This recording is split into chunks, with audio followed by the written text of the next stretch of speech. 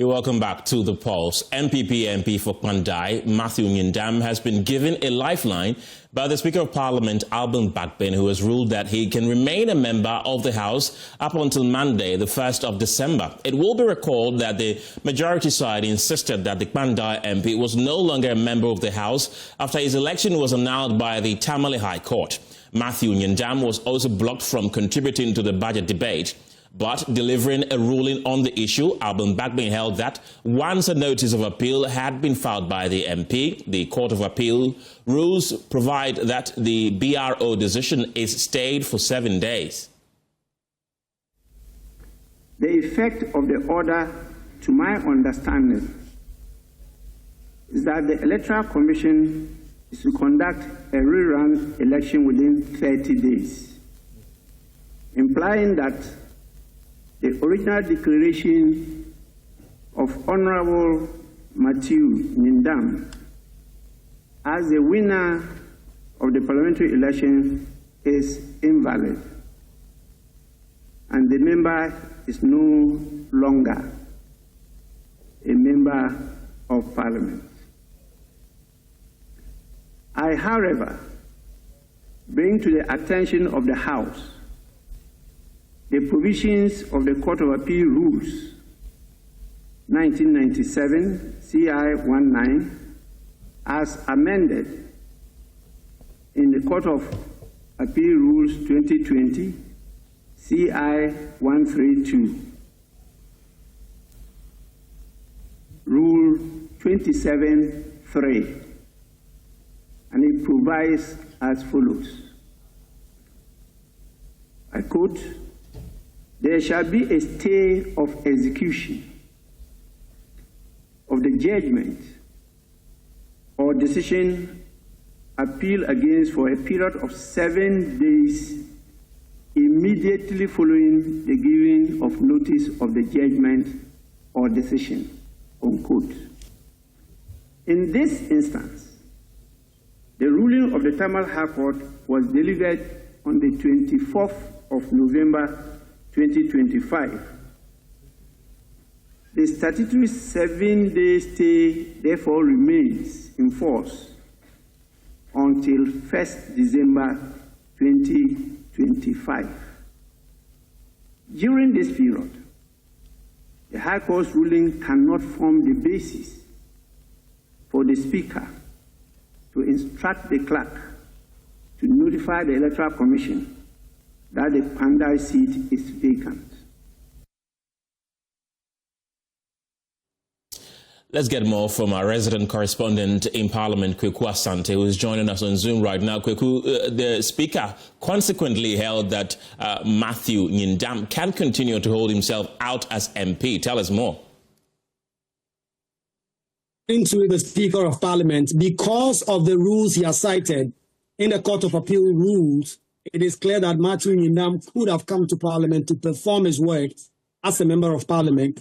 But the lifeline is not a very long lifeline. It expires on December 1.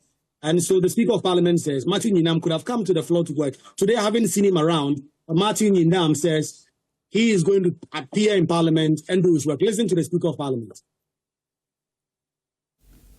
This rule appears to prevent the subject matter of the appeal from being altered or prejudiced while the appeal processes are pending. Therefore, before the initial 7-day statutory stay, the filing of a stay application may yet introduce an additional layer that may prevent changes to the member status within the meaning of Article 97 and 99 of the Constitution. The House's attention is also brought to Article 105 of the 1992 Constitution, which provides that a person who sits or votes in Parliament, and I quote, knowing or having reasonable grounds for knowing, unquote, that he is not entitled to do so, commits an offense. It is crucial to emphasize that Article 105 is penal in nature should the member know that he ought not to be in the chamber and he participates in the activities in the chamber. Honorable members, it's therefore too much premature to say that the Honorable Matthew Nyindam is disqualified from entering and participating in the proceedings of the House, because this period still falls within the 7 days mandatory stay of execution of the order. Honorable members, this is not a declaratory order. It is an executive order that was delivered by the High Court. And so the honorable member is right to have been in the House yesterday and to have participated in the proceedings. Quickly, so what happens after December 1st? Well, the ball is now in the court of the Member of Parliament. On Monday, December 1, his time will have run out. It is up to him now to get a court to sit on this matter. That is a High Court. It's a High Court that will make a determination on this. To sit on this and give a substantive order. If on Monday, December 1, he does not get a substantive order staying the execution of the High Court order, he will no longer become a Member of Parliament as per the Speaker of Parliament's own very ruling. As we have today, Thursday, Friday, and Monday. That will mean on Tuesday next week when Parliament comes again, and there is no substantive order, the minority will then make a new case to the Speaker of Parliament to declare that Martin Nyindam cannot hold himself out as a Member of Parliament can. Kweku, don't go yet. I'll come back to you. But joining me on Zoom is the Deputy Director of Election for NDC, Rashid Tanko Computer. On the other side is the Deputy General Secretary of the Opposition MPP, Haruna Mohammed. Gentlemen, glad you could join me this afternoon. Let me start with you, Haruna. What do you make of the Speaker's ruling as a party MPP? Thank you very much. I would like to say good afternoon to your terrorist US and my colleague Rashid Tanko Computer, who is on the other side of the conversation. Right. First of all, what the Speaker has addressed is in respect to the mandatory stay of execution. And the Speaker has made reference to CI 19 of 1997, and specifically to Regulation 27.3. However, it is very important for us to look at Regulation 27.1, that is the A aspect of that, because 3 made reference to it. And if you permit me, that is 27.1 A. And first, the one says that an appeal shall not operate as a stay of execution or proceedings under the judgment or decision appeal against, except where the court below or the court order wise orders. In the case of court below, an application may orally or by motion of notice to it. So this is talking about an appeal. We are not discussing an appeal, even though we have given a notice of appeal to the court that we are going to the appeal court when the judgment is given on Friday, and that is tomorrow. The judgment that was given by the court is not known by anybody yet, except the oral judgment that took just a sentence. So the judgment is yet to be given to parties to study and make determination as to what is going to go on. So the specific provision that is being quoted by Mr. Speaker, I believe that Mr. Speaker is referring to the mandatory stay of execution, which is mandatory for any other case, whether you have filed an appeal or you have filed for stay of execution. It is mandatory. And that is why it is in the appeals court, CI that is related to the appeals court. And in that particular circumstances, I don't think that the Speaker's ruling is so much determined on the notice of appeal and the stay of execution. If you check the stay of execution that we filed on the 24th, the same day that the judgment was done, we filed it around 10:13, and then we filed the notice of appeal around 10:4. So in this particular circumstance, the same court gave us 17th of December. Okay. 17th of December. The same court, because if you are to stay execution, you apply to the same court to stay execution. When that stay of execution is refused, then you proceed to the appeal court because you have made an appeal to the appeal court to make a determination. So the appeals court will also be receiving a stay or a notice of stay of execution to be determined by the appeals court. Because if the substance of the matter presented to the appeals court will have to be determined, then the appeals court will also be looking at the injuries or the damages that is going to be caused, because at that particular material moment, the people will not be having a member of parliament. So I believe that what the speaker has said, I believe that he has erred in terms of the expansion to cover the stay of execution. What would you rather the speaker did? Chamber to determine whether the stay of execution application. I said that the speaker, if he's extending the stay of execution to what the application that is made by Honorable Nyindam on the 24th, then he has erred. But if the speaker is making reference to the mandatory stay of execution as stated in CI 19 Regulation 27.3, then that one is mandatory, for which he is speaking on the law. But if he's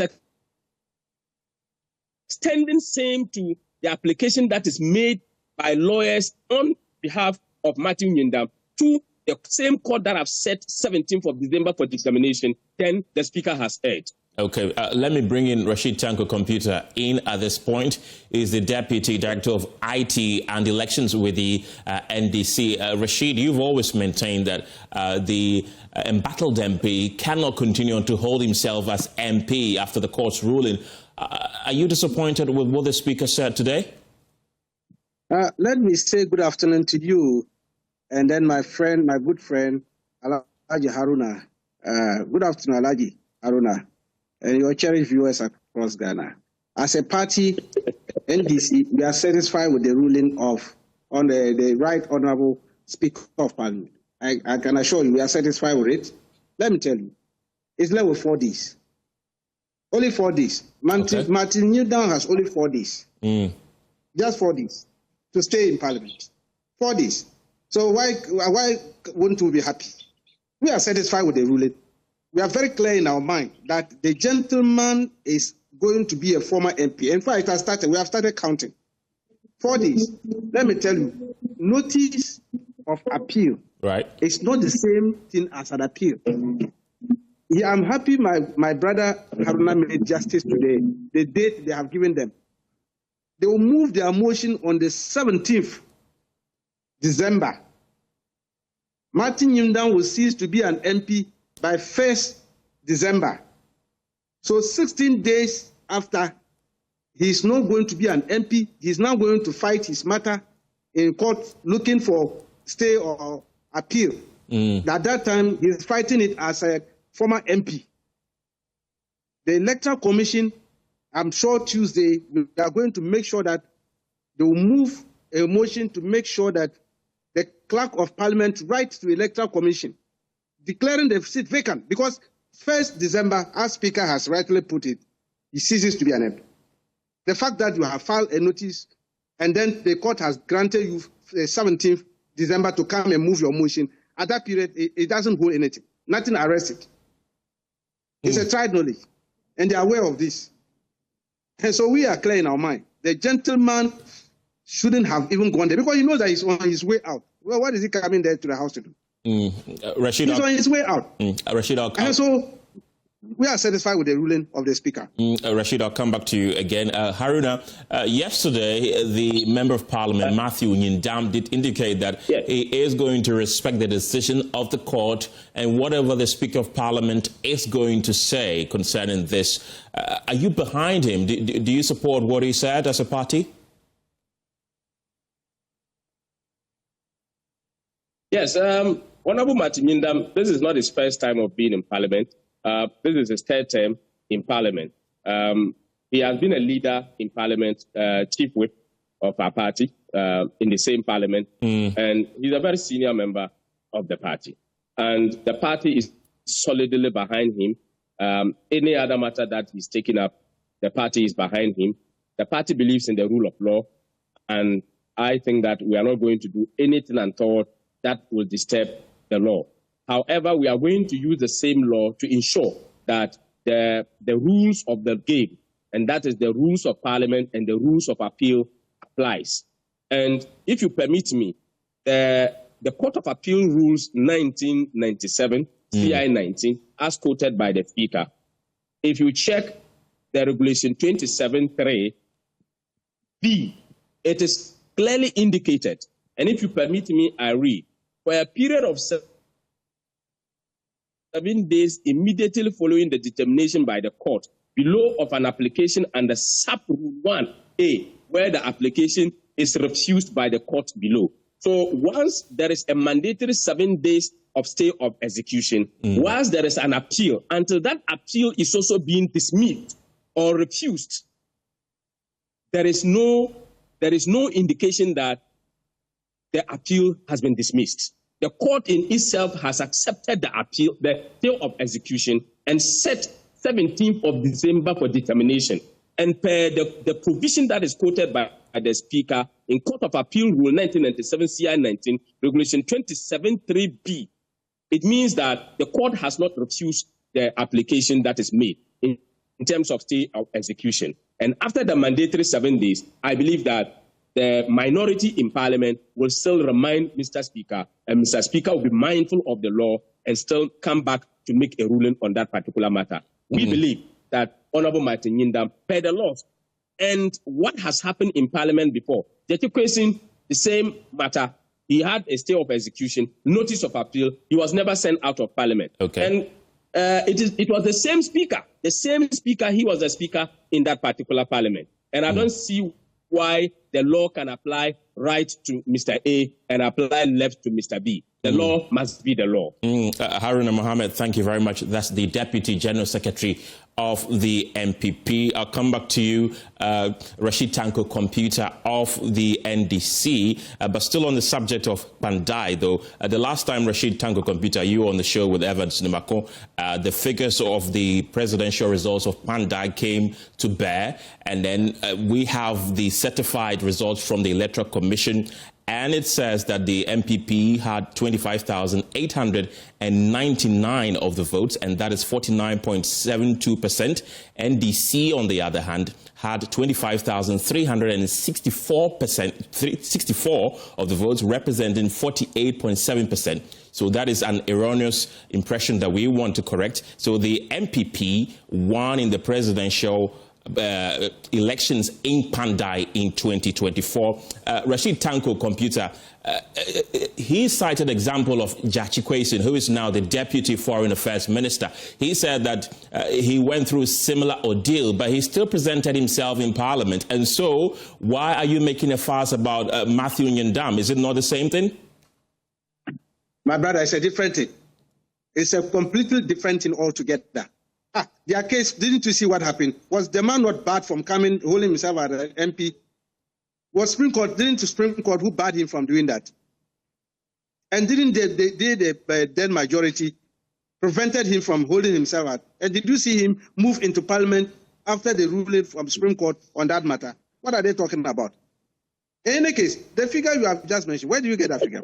That is a certified result from the Electoral Commission, and that's not what we're going. That's not our point of conversation today. Well, there's Rashid. another day. I'll come to that matter. Exactly. But this one, I'm telling you that this one, we are very clear in our minds that Martin Nyandam is on his way out as a former MP. He's left with only 4 days. 4 days. 1st December is out.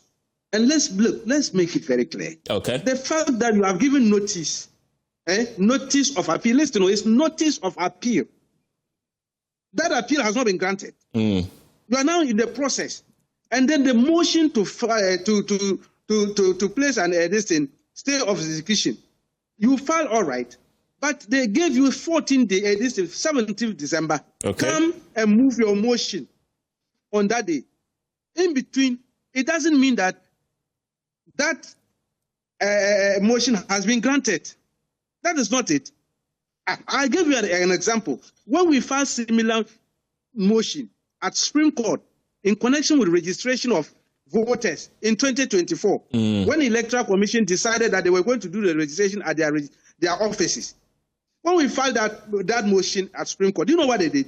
They gave us date, from long date, which was going to end in October 2024. At that time, the registration had ended.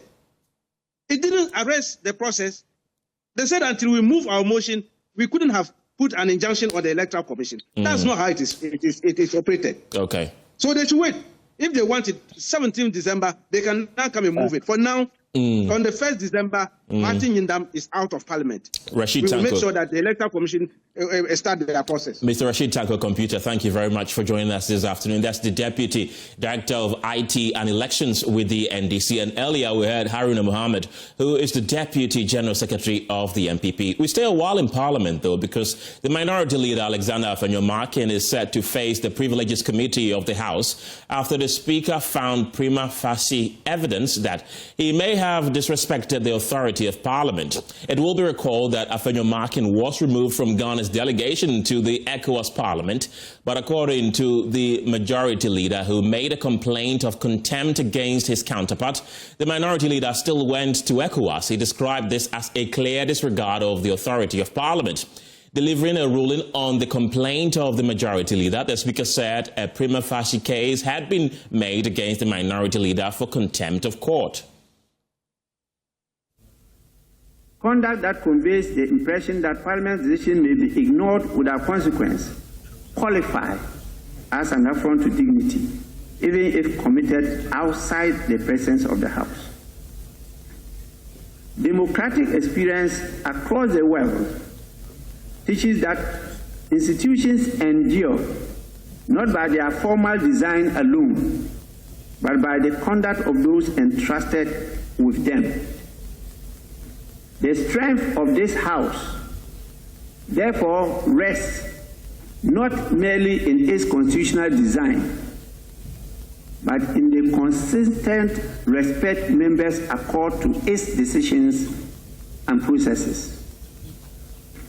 Honorable members, having reviewed the complaint, the standing orders, and the governing principles, I am satisfied that the matter raised prima facie implicates the dignity and institutional integrity of this House.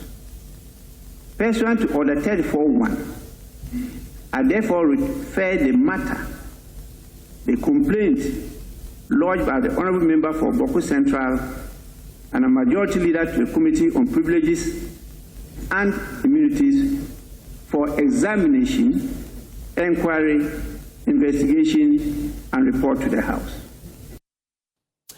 And our Parliamentary Affairs correspondent, Kweku Asante, is still with us for more on this. Kweku, the Speaker gave specific directives to the Privileges Committee, who now investigate the Minority Leader. Tell us more. Yes, Kenneth, according to the Speaker of Parliament, the Privileges Committee is to go into this matter, specifically investigate the allegations that were made by Mahama Yarega. Did Alexander Afenyo-Markin show up at ECOWAS, and were there issues challenging the applicability of the ECOWAS delegation from Ghana being sworn, among others? Listen to the Speaker of Parliament in his own words with the directives he's making to the Privileges Committee. The committee is directed to 1. Ascertain the relevant facts giving rise to the complaint, including the actions taken by the House and by the Honourable Member concerned. 2. Review those actions taken within the framework of our standing orders and the applicable protocols of the ECOWAS Parliament. 3. Determine whether the conduct, if established, constitutes contempt of Parliament or a breach of privilege under Orders 30 and 31A. And 4.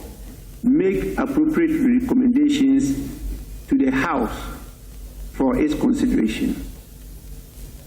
In conclusion, honourable members, whatever our political differences, the authority of Parliament rests on the shared commitment to to respect its decisions and uphold the integrity of its processes. Allegations that a member has disregarded a decision of this House must therefore be examined with fairness, constitutional fidelity, and a clear regard for the institutional independence of Parliament. I urge the committee to discharge its mandate with diligence, impartiality, and decorum, ensuring that all parties are given a fair hearing. Until the committee completes its inquiry and responds to the House, and reports to the House, I advise honorable members to refrain from public commentary on this matter.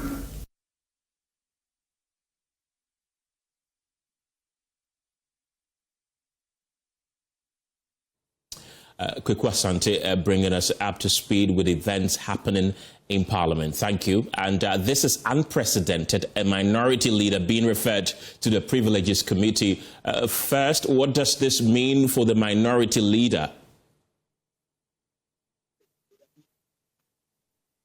Right, let's get talking to Mr. Rashid Draman for more on this. Rashid, thank you very much for your time this afternoon. As I was mentioning, this is an unprecedented event that has happened, a minority leader that has been referred to the Privileges Committee. What does this mean for the minority leader, Alexander Afenyo-Markin?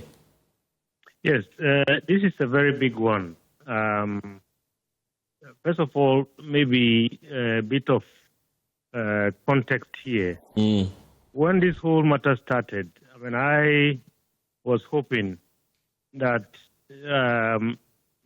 our parliament would not be on a collision course with the ECOWAS parliament, because the ECOWAS parliament has its own protocols.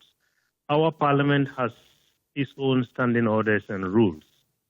There was tradition whereby in the past, whenever a member who is part of the ECOWAS parliament becomes a leader, he gives his space and seats at the sub-regional parliament to another person within their caucus. In this particular case, the minority leader is not only a member of the ECOWAS parliament, he's also a deputy speaker of that parliament. So that is where I would have thought that this matter would have been managed very carefully and diplomatically, so that we wouldn't have to get to this point. But here we are. We are at a point where the Privileges Committee has kicked in. I am looking very much forward to maybe the outcome, because not only this particular case, but over the years, people have flouted the standing orders of Parliament, and in fact abused the Constitution. And they went to the Privileges Committee, and we never heard anything. That's almost like if you want to kill the matter, you take it there. Right. I can foresee a very sharp division at the level of the committee, where the lines will be clearly drawn, even though the Speaker has urged members to show fidelity to the Constitution and the institution and so on. I am looking forward to seeing what this committee is going to do. Right. And in looking forward to seeing that, do you expect any real consequences from this process, or is it just going to be business as usual, as it happens almost all the time? Well, perhaps maybe because of the consequential nature of this and the character that is involved. And I think maybe we might see something different from what we've been seeing over the years. Having said that, I think, again, I would urge that this matter be handled carefully. This is a deputy minority leader, a deputy speaker of the regional parliament. There are implications not only here at home, but I mean, those implications could spread across the sub-region. And it is, I think, important that these matters are handled very carefully. However, the Privileges Committee is going to approach it. There is some element of diplomacy that should be taken into account. Do you expect them to just give him a word of caution or some punitive measures, probably? Perhaps, I mean, even a word of caution, I believe, is going to be embarrassing enough for a leader of, I mean, his caliber, and a leader of the minority group in the House. But let me say this. Over the years, I have said that if we want this Privileges Committee to really bite and to really do its work in a way that is devoid of a lot of politicking, we might have to move to a point where it would be a committee that could have some eminent Ghanaians, or that could even be made up of eminent Ghanaians. Right. Because it's going to be very difficult, I mean, to have members of parliament look their colleagues in the face and enact sanctions against them, not to talk about the leader of the caucus. So it remains to be seen how this is going to play out. Rashid Dramani, thank you very much. That's the Executive Director of the African Center for Parliamentary Affairs. Let's take you to the courts now, where lawyers for opposition MPP's Ashanti Regional Chairman Bernard Ntwi-Boesiakon, also known as Chairman Wontumi, say they will file a motion on Monday asking the court to compel prosecution to release witness information and related materials. This is after the prosecution failed to provide key documents required by the defense for the trial to proceed. Chairman Wontumi's legal team insists they must scrutinize the new witness statements before the trial can continue. Andy Apiakubi is lead counsel for Chairman Wontumi. There was indication that prosecution wanted to file further documents. So we inquired whether such documents have been filed. Unfortunately, we have not been served with such documents. Prosecution indicated that it does not intend to file any further documents, and therefore they were ready for case management.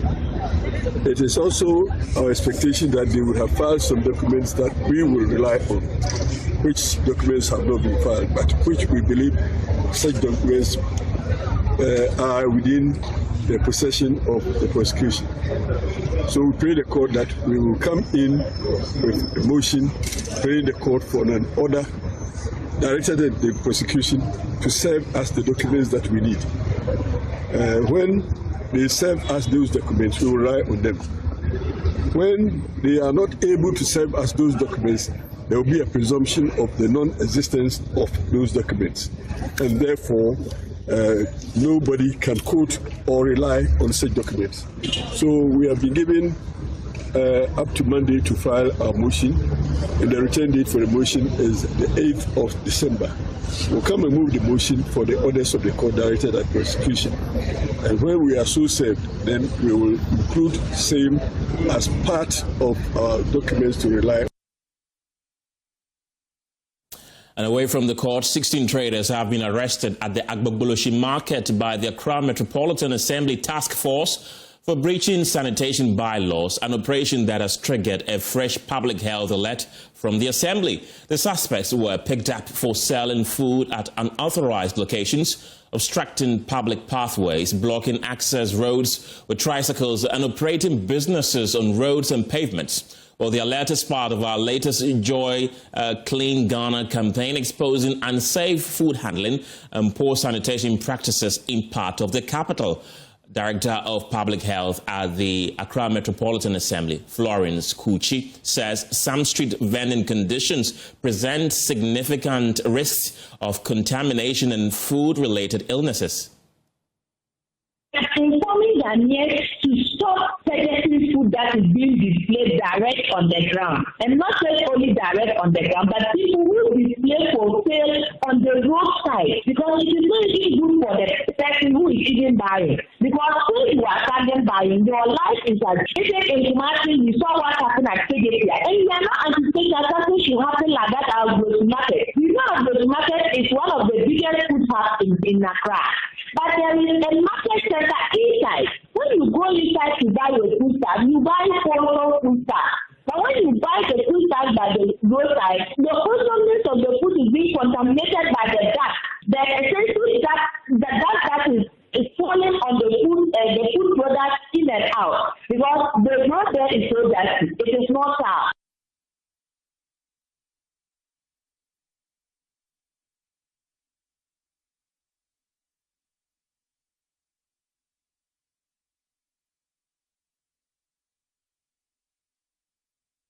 Well, let's now take you to the House of Legislature, where the Majority Leader, Mahama Yariga, is currently on the floor addressing the MPs.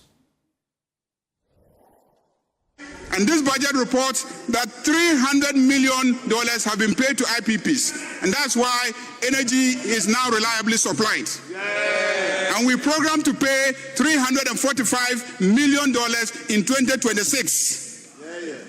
Mr. Speaker, this budget reports that ECG is better managed now. Yeah. And let me at this juncture single out for mention the excellent handling of ECG by its acting MD, Engineer Julius Pekwena. Yeah. That proud product of Keta Secondary School and St. Augustine's College has proven that Ghanaians have what it takes to turn things around, and we will turn things around. In 2025, unlike the mess he inherited, he achieved 115% reduction in administrative expenses from 930 million Ghana cedis in 2024 half year to 2025 half year. Half of it was achieved. 115% reduction was achieved. 115% reduction in administrative expenses. The Haptel infamous contract was renegotiated from 3% to 1.65%. And in the process, he saved Ghana 13.2 million Ghana cedis monthly, every month. The 13.2 million every month can construct many schools in your constituencies, many hospitals in your constituencies. It can add to the construction of Agenda 111 hospitals, and he has saved that. Mr. Speaker, he has terminated 202 underperforming contracts, saving Ghana $227 million United States dollars. And to cap it, he delivered a record-breaking revenue collection of 1.7 billion Ghana cedis in June 2025. Never happened. Why am I saying so? I'm saying so to say that this budget reflects a turnaround. Even institutions like ECG, which were totally mismanaged, which were corruptly mismanaged, which was being run bankrupt, even ECG has been managed so well that there is a turnaround. Mr. Speaker, all the agencies have similar impressive records. All the agencies, all the state-owned companies have similar impressive records. I just singled out ECG as an example. But all of them, the port authorities, every one of them, they are all performing very well. And if you go out and check, you will confirm what I have said. Mr. Speaker, let's go to the mining sector. Let's go to the mining sector. Gold exports increased by 71.4%. We moved it, earnings from gold, from $13.3 billion US dollars, when last year MPP got only $7.7 billion US dollars. So from 7.7 billion to 13.3 billion. Mr. Speaker, that is because the Honorable Afenyo-Markin, very, very smart person, forced and introduced the policy of gold board. Gold board, Chairman one. So Afenyo-Markin, Atu Forsen. Mr. Speaker, the introduction of gold board completely transformed the sector, and we are seeing the impressive results. Mr. Speaker, the debate about anti-Galamsey fight, and I've heard members on this side indicate that because we allocated only 150 million Ghana cedis, then we are not committed to the debate against the fight against Galamsey. Mr. Speaker, I am surprised. Who are we using to fight Galamsey? We are using soldiers. We are using police. We are using security agencies. Is their budget part of this 150 million Ghana cedis? No. They have their separate budgetary allocation. And that budgetary allocation will go to fight Galamsey. And if they need additional resources, then we will add the 150 million Ghana cedis to them. Mr. Speaker, and let me add that if we want to be very successful in fighting Galamsey, we must support the retooling of our security agencies. And so the budget to buy new helicopters, the budget to buy military equipment for the armed forces, all that will go towards making Ghana very capable of fighting Galamsey successfully. Mr. Speaker, I have heard colleagues question the amounts allocated for retooling the security agencies. If you see the number of young people who throng the various stadia looking to have an opportunity to serve in those agencies and the services, you will see the need for us to invest in those services. Because our youth want to join the army, they want to join the Air Force, they want to join the Navy. And if we don't retool them, if we don't invest in them, when they join, what would they be doing there? Mr. Speaker, and this budget has a provision for the cancellation of the tax on prospecting. If we cancel the tax on prospecting, do you know what will happen? All these companies will move in and prospect. When they prospect, they will relinquish some areas. And when they relinquish those areas, you can convert those areas into community mining sites. And you can also establish medium and small scale mining licenses there. And those people who are engaged in Galamsey, those who are engaged, if you go to all the places where we have serious problems, you will find out that the Galamsey activities are happening in people's concessions. And we need to encourage them to relinquish them. And they will only do so after they are prospected and established that they don't need those sites. But small-scale miners can do well at those sites. Mr. Speaker, what is the track record of the NPP when it comes to the management of our gold? We haven't forgotten. We haven't forgotten about the royalties deal. Ajapa royalties. When you attempted to sell all the future gold of this country, you tried to sell all the gold, the future gold that will be mined in this country, the royalties. You wanted to collect the money ahead and spend it.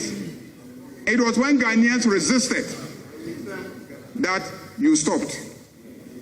That is why my uncle Mate Hamidu, in his corruption risk analysis, described someone as the mother serpent of corruption. It was as a result of what happened in the attempt to force Ejapa royalties on the people of Ghana. Mr. Speaker, let me go to the health sector. What is the track record of the NPP? I remember during Corona, there was a period of time when every day we will be locked up in our rooms, and then a certain man will come and say, fellow Ghanaians. Update number 8 of fellow Ghanaians. That's when he promised 88 regional and district hospitals. Later, it increased to 111. Honorable Toby, Honorable Member for Anya Sotum, why are you in the habit of shouting from the back? Please, I didn't give you the floor to be on your feet. Please.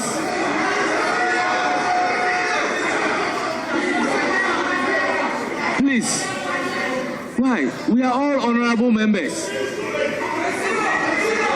And we need to behave as such.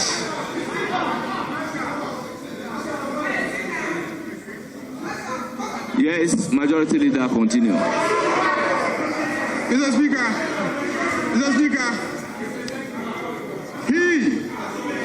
during the 8th update on Sunday, 26th of April 2020, promised to construct 88 regional and district hospitals. Within 1 year, Mr. Speaker, he later increased it to 111 hospitals. Each hospital, the district hospital, each hospital is to cost 17 million United States dollars. How many beds? 120 beds. Regional hospitals, each to cost 87 million United States dollars. How many beds? 160 beds. Mr. Speaker, the NPP spent $400 million without finishing one single hospital. $400 million. And did not finish one. Mr. Speaker, let's talk about corruption.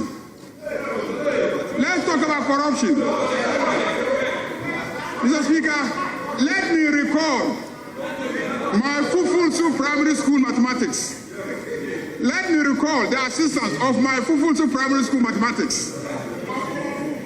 $85 million for a 160-bed hospital comes to 531,000 United States dollars per bed.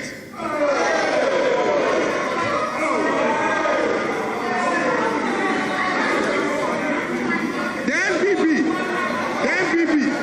wanted to construct hospitals, and per bed, it will cost the country 531,000 United States dollars. Full mathematics. Mr. Speaker, the district hospitals, $17 million per 120-bed hospital. By the same full mathematics standards, each bed is going to cost the Ghanaian 141,000 United States dollars. My brother, the minority leader, has constructed a big hospital in his constituency. I'm aware. He said it in this parliament, in Winnipeg.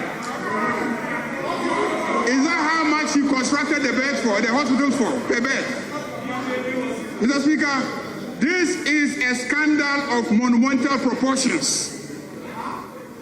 And like I said, $400 million spent and not one single hospital completed. When even one district hospital is just 17 million by your standard. If you divide 400 million by 17, how many would you have completed by now? And you stand in this chamber, and for the past 1 week, you have no debating point except to say that we have not made provision for the completion of Agenda 111 hospitals. If you wanted to finish Agenda 111 hospitals, you would have done so. And I'll show you how. I will show you how. Mr. Speaker, as election approached, they pretended that 3 of them had been completed. One at Trede, one at Kokobin, the other at Bokro. What did they do? They went and hired generators, went there and started, put the lights on, got the old man, His Excellency the former president, to come and commission it, put the plague there, and when he left, they took the generators away and locked the place.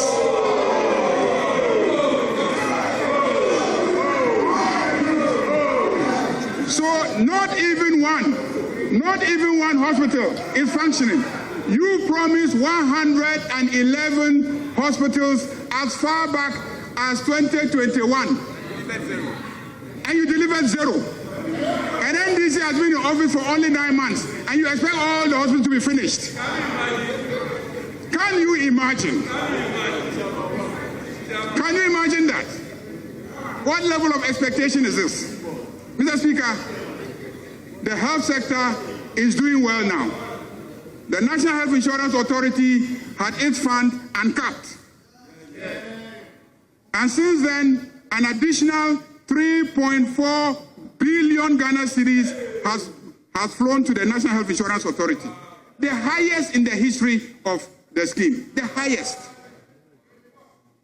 Mr. Speaker, healthcare providers are now more confident.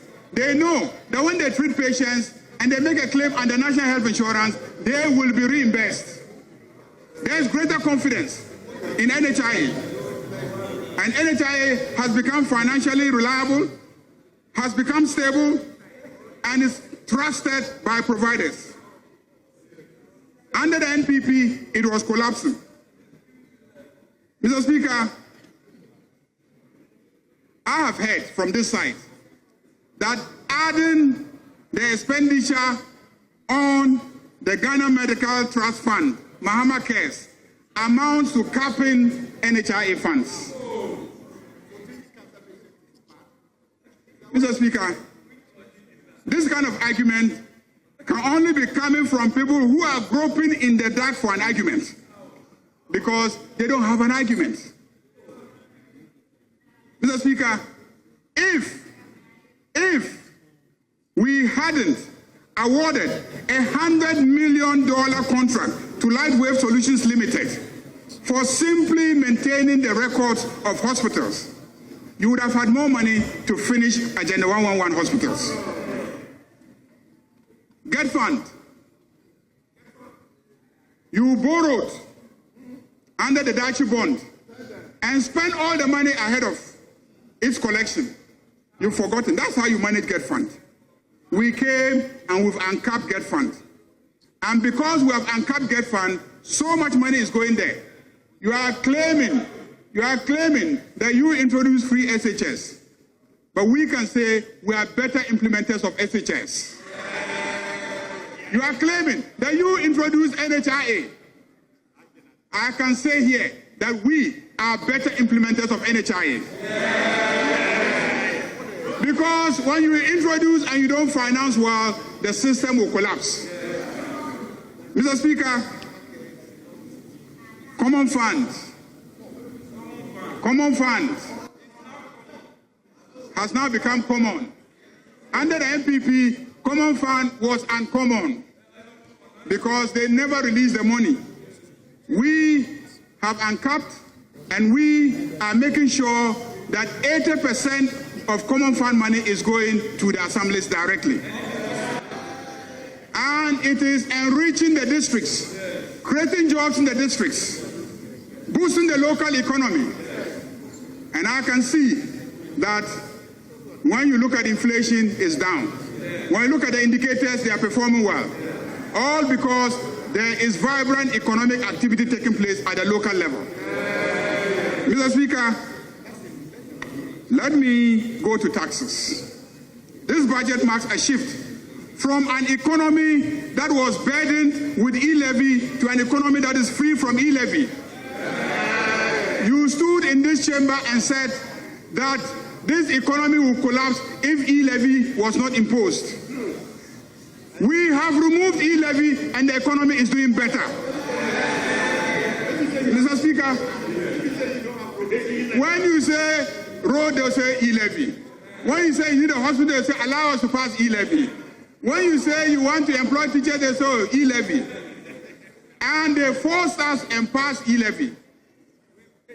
We have removed e-levy and the economy is doing better. Mr. Speaker, this budget marks a shift from an economy burdened by COVID levy to an economy that is free from COVID levy. COVID levy has been taken away. Mr. Speaker, this budget has also confirmed that our decision earlier in the year to remove the withholding tax on gold sales is indeed revolutionizing the gold subsector. Mr. Speaker, an argument has been made in this House by friends opposite that we inherited a good economy. And I've heard my colleague, the minority leader, repeat that argument here. And that it is because we inherited a good economy that we are able to promptly pay our debts. I heard that. Mr. Speaker, the reason why we are able to pay our debts is because we replaced fiscal recklessness and criminal management of the economy with honest, responsible fiscal management of the economy. We replaced recklessness with prudence. The era of bloated, opaque, and corrupt expenditures are no longer the order of the day, because Afenyo-Markin will not allow bloated, opaque, and corrupt expenditures. If that is what you say people are complaining about, this side of the House supports him. We will spend, but we will spend on the right matters. We will send the money to common fund. We will send the money to get fund. We will send the money to NHIA. Mr. Speaker, and we will spend and we will retool our armed forces. Mr. Speaker, if this government was dumping $58 million in massive holes in the name of building a cathedral, we would not have be able to honor our debt obligations. 97 million. Mr. Speaker, if we're looting and plundering the resources of ECG the way it was done in the past, we will not be able to honor our debts. If we're giving Haptel 3% of ECG revenues, we will not be able to pay our debts. ECG developed their own mobile app, and Haptel came and collected $12 million from them just to enhance that app. $12 million to enhance an app. And after that, they were taking 3% of the revenues that have been generated by the same app that ECG used their money to develop, for which Haptel collected $12 million to enhance. If we're managing the economy that way, we will not be able to honor our debt obligations. If we're wasting money on fraudulent schemes like Zipline, we're giving them $15 million to drop blood in rural areas. Those monies could have fixed the roads to those rural areas. Mr. Speaker, if Afenyo-Markin was approving monies so that we can give $108 million contract for servicing and maintaining our ambulances, we will never be able to honor our debt obligations.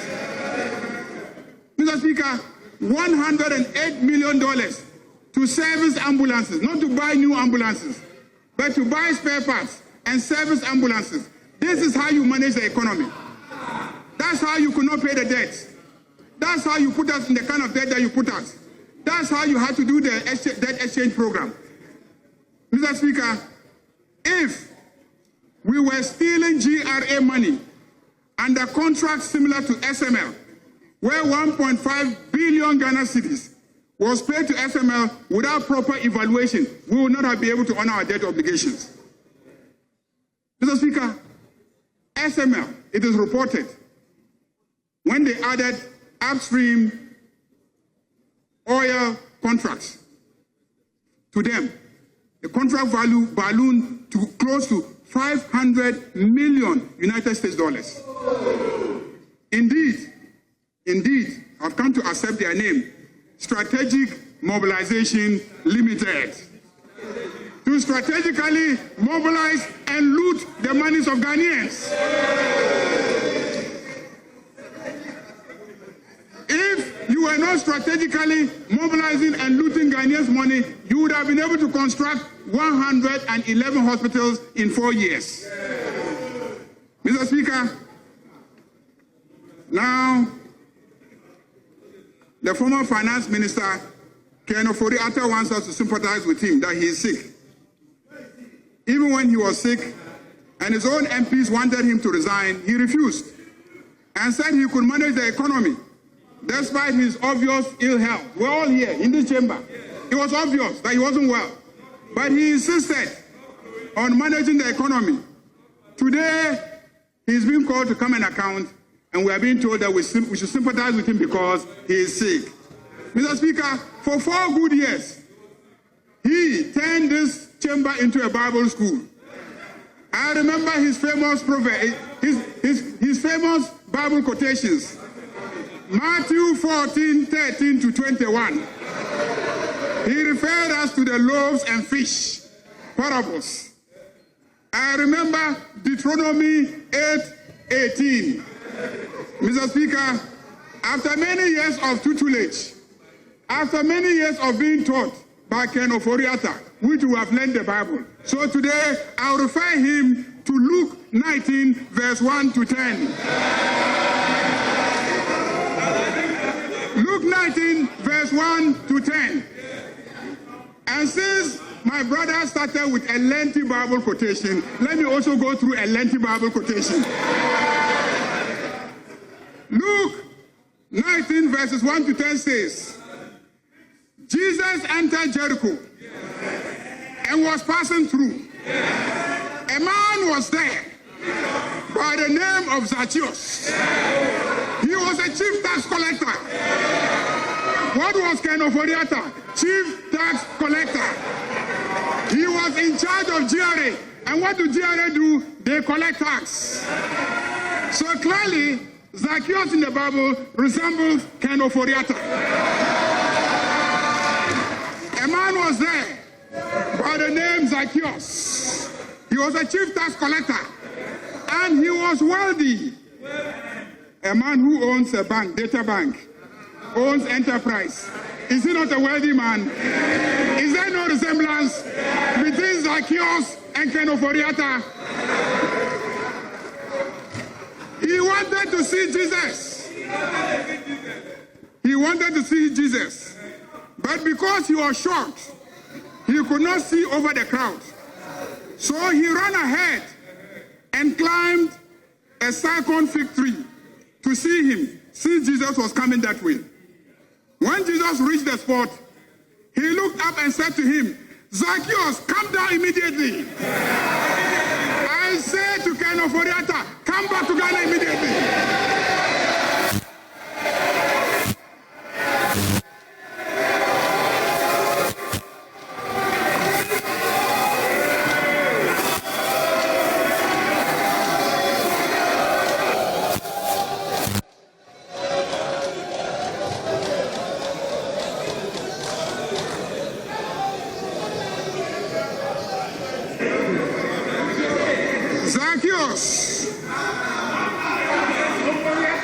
Zacchaeus! Ofori-Atta! And Jesus said to Zacchaeus, I must stay at your house today. Mr. Speaker, if you recall, we tried to go and stay in his house recently. So he came down at once. And Jesus welcomed him gladly. All the people saw this and began to mutter, he has gone to be the guest of a sinner. The people said that Jesus had gone to be the guest of a sinner.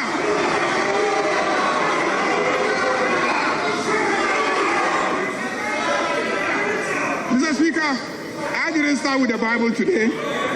My brother started with the Bible today, and I'm just following his footsteps so that he knows I haven't forgotten my Bible lessons too. Mr. Speaker, the people said he has gone to be the guest of a sinner. But Zacchaeus stood up and said to the Lord, "Look, Lord, here and now I give half of my possessions to the poor. And if I have cheated anybody out of anything, I will pay back 4 times the amount." Can Ofodata come back? If you haven't cheated anybody, come back. If you haven't cheated anybody, come back. And when you come and we determine that you have cheated, you have to pay 4 times.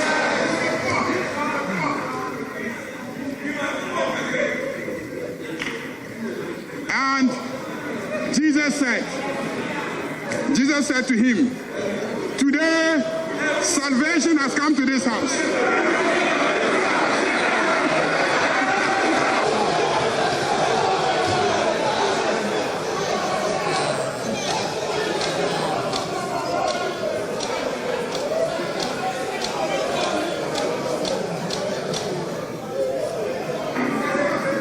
Mr. Speaker, Jinapo, it appears the members don't want you to leave. It appears they are happy about your presence. That's just by the way. Yes, Honorable Majority Leader, you have the floor. Mr. Speaker, and Jesus said to him, "Today, salvation has come to this house because this man too is a son of Abraham. Ken Oforiatta too is a son of Ghana, so he should come home. The Son of Man came to seek and to save the lost." Mr. Speaker, I will end my Bible lessons here and to show to my colleague, my minority leader, that he doesn't know the Bible better than me. Mr. Speaker, if he doesn't know, my mother used to own a church. Let's continue. Financial sector mismanagement of the NPP. Paragraph 275.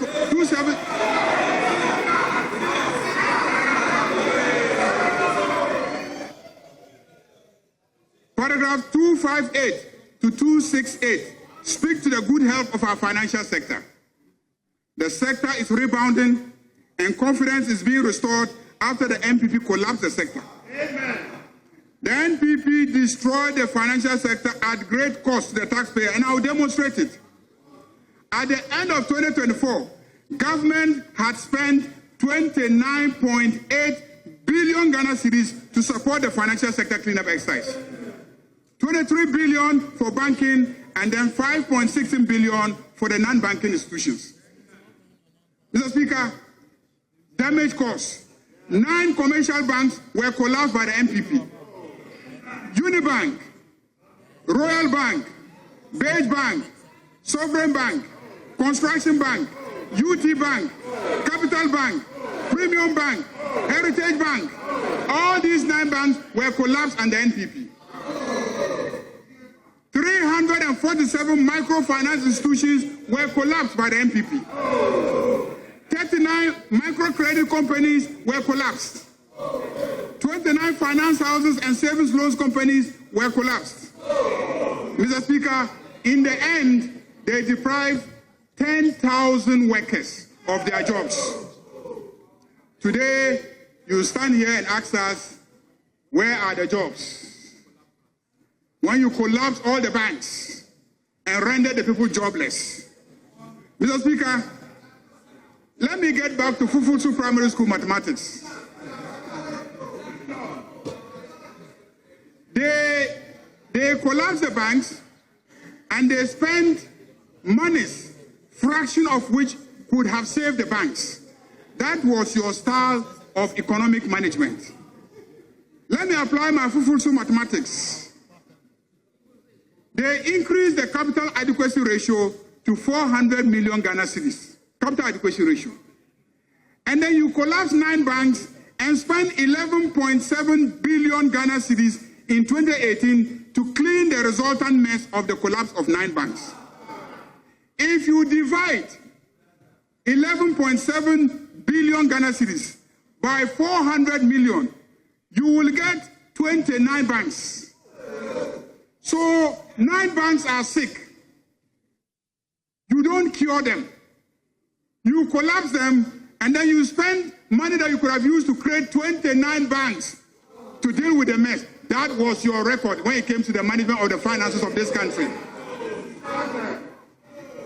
Mr. Speaker, this is Fufulsu mathematics. Mr. Speaker, and most of the banks that were collapsed were our local banks. You talk about job creation. Mr. Speaker, let's look at the social and also the capital expenditure outlay in the budget. You will see clearly that those expenditures, when implemented, will definitely create jobs. Over 60 billion Ghana cedis worth of road contracts have been awarded under the big push. When you hear big push, you should hear big jobs. Big push, big jobs. 60 billion Ghana cedis worth of road contracts. Can you imagine how many carpenters will be used? Can you imagine how many masons will be used? Can you imagine how many engineers will be used? Can you imagine how many truck operators will be used? How many bulldozer operators will be used? How many cement sellers will sell? Do you know how many jobs will be created by the big push of over $60 billion contracts? I'm surprised that you don't understand where to spend. Why? When Donald Trump was talking about creating jobs, he talked about big expenditure. Big ticket expenditure creates big jobs. And I'm very confident that by the end we finish with the over 60 billion Ghana cedis big push projects, not less than 400,000 direct and indirect jobs will be created. And we will be halfway through our target. Mr. Speaker, we have allocated 100 million for the completion of the 10 Agenda 11 hospitals.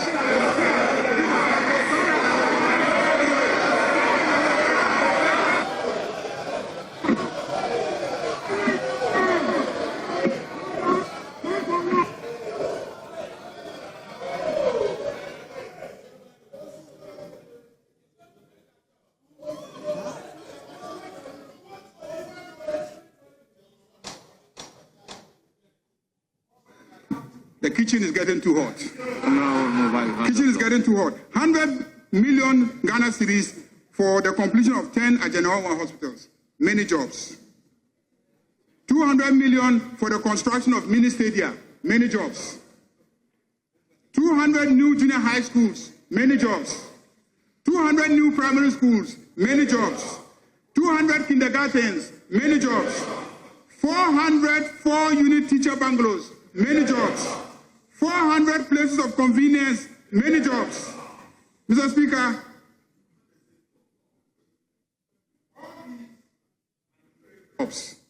all these will create jobs. So those who are saying that this budget doesn't say anything about creating jobs, I'm wondering where in the budget they were reading.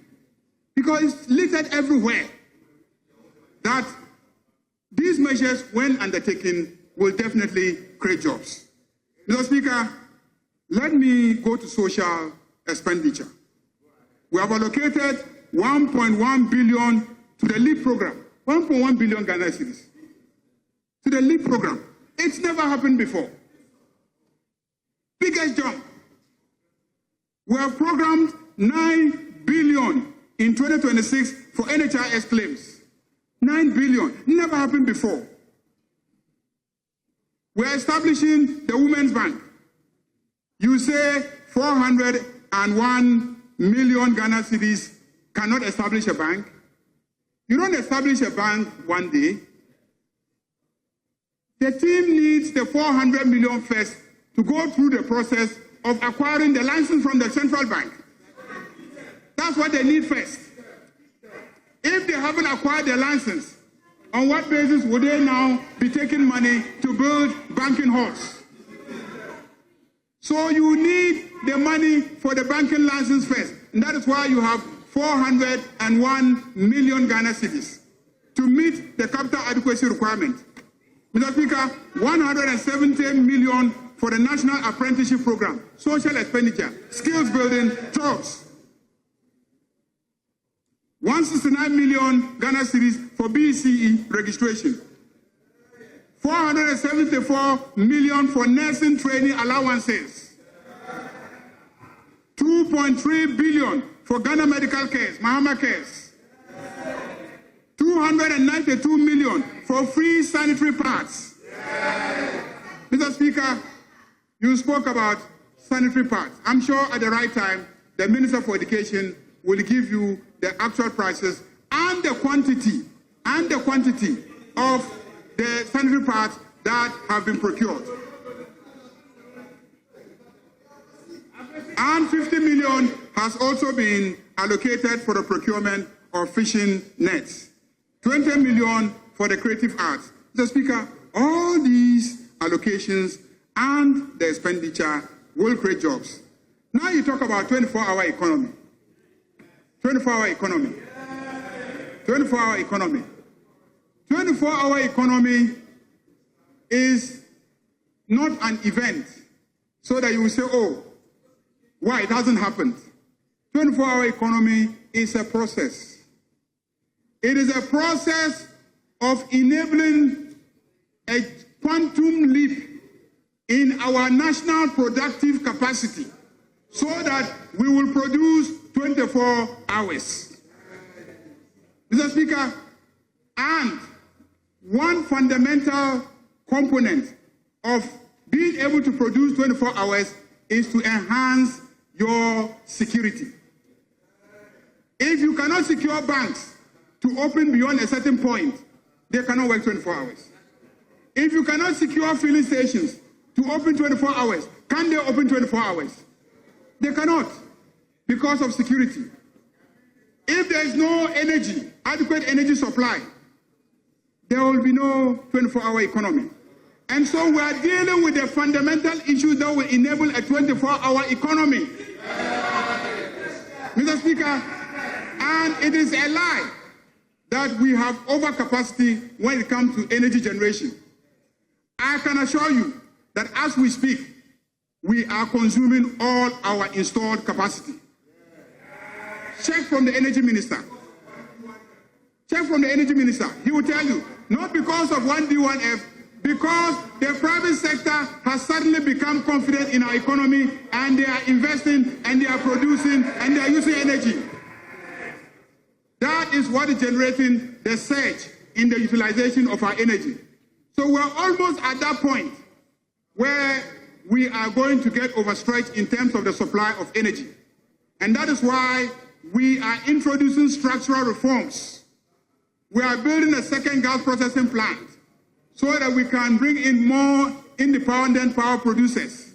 And that is why we are thinking smart.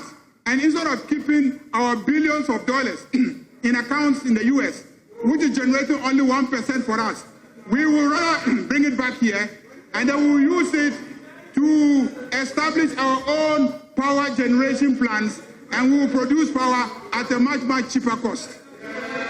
So we are thinking smart. This budget is thinking smart. Mr. Speaker, and finally, 24-hour economy, let me announce that the bill to establish the 24-hour economy authority is in this House.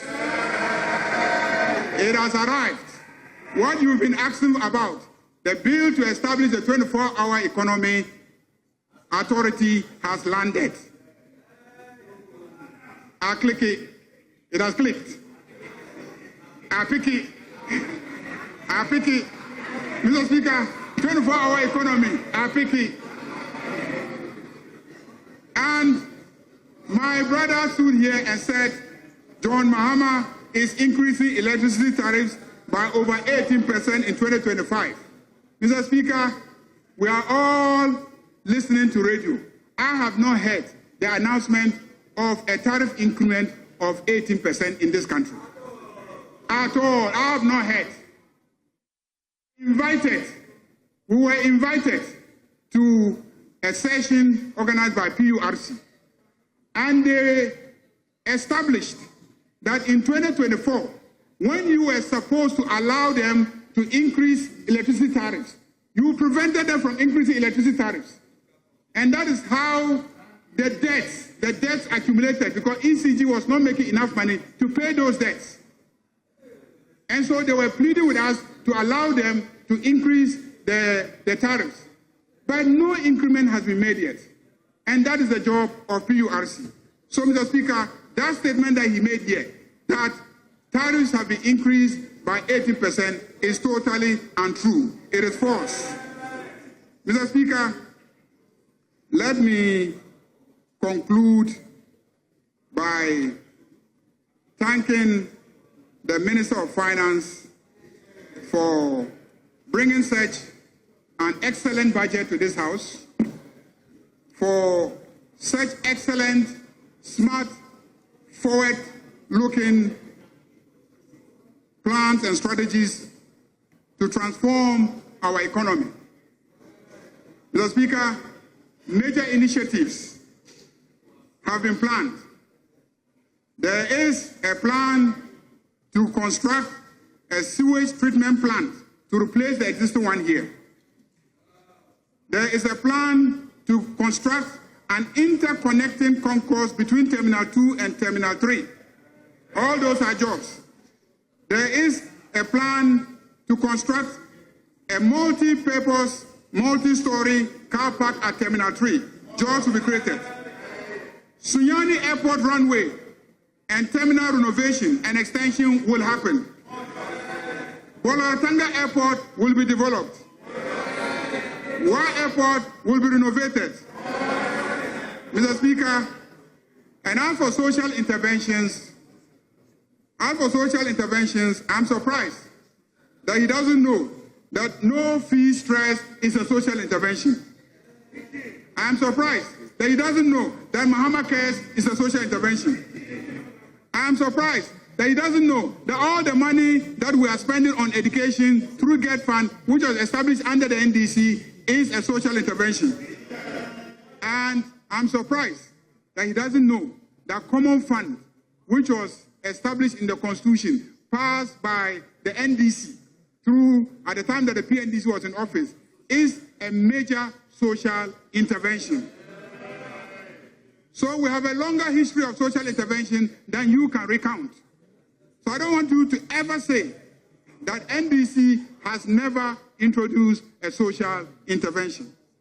Mr. Speaker, on that note, let me thank honorable colleagues and thank the minister and say that this year's commentary on the budget have been very impressive. I'm impressed with the contributions, and from this stage, I believe we will go and consider the sector budgets. I urge chairpersons, I urge ranking members to use the facilities that we have created, which is the live telecast of committee budget hearings, so that the public can see the work that we do at committee in the consideration of the budget. Mr. Speaker, I thank you very much. Many contributions have been constructive. Others, regrettably, were built on deliberate mischiefs, misunderstanding, selective reading of data, or argument that collapse the moment you place them beside the facts. The Speaker, this is a House of Records. So in concluding, I'll take my time to correct some misimpressions and some information that has been placed unanswered. Mr. Speaker, first, let me start with a statement made by Honorable Abena Osei-Asare on industry growth and 1D, 1F agreement. Mr. Speaker, my colleague, the Honorable Abena Osei-Asare, claimed that industry slowed because of 1D, 1F, and that 1D, 1F has been cancelled, and as a result, the industry growth has slowed.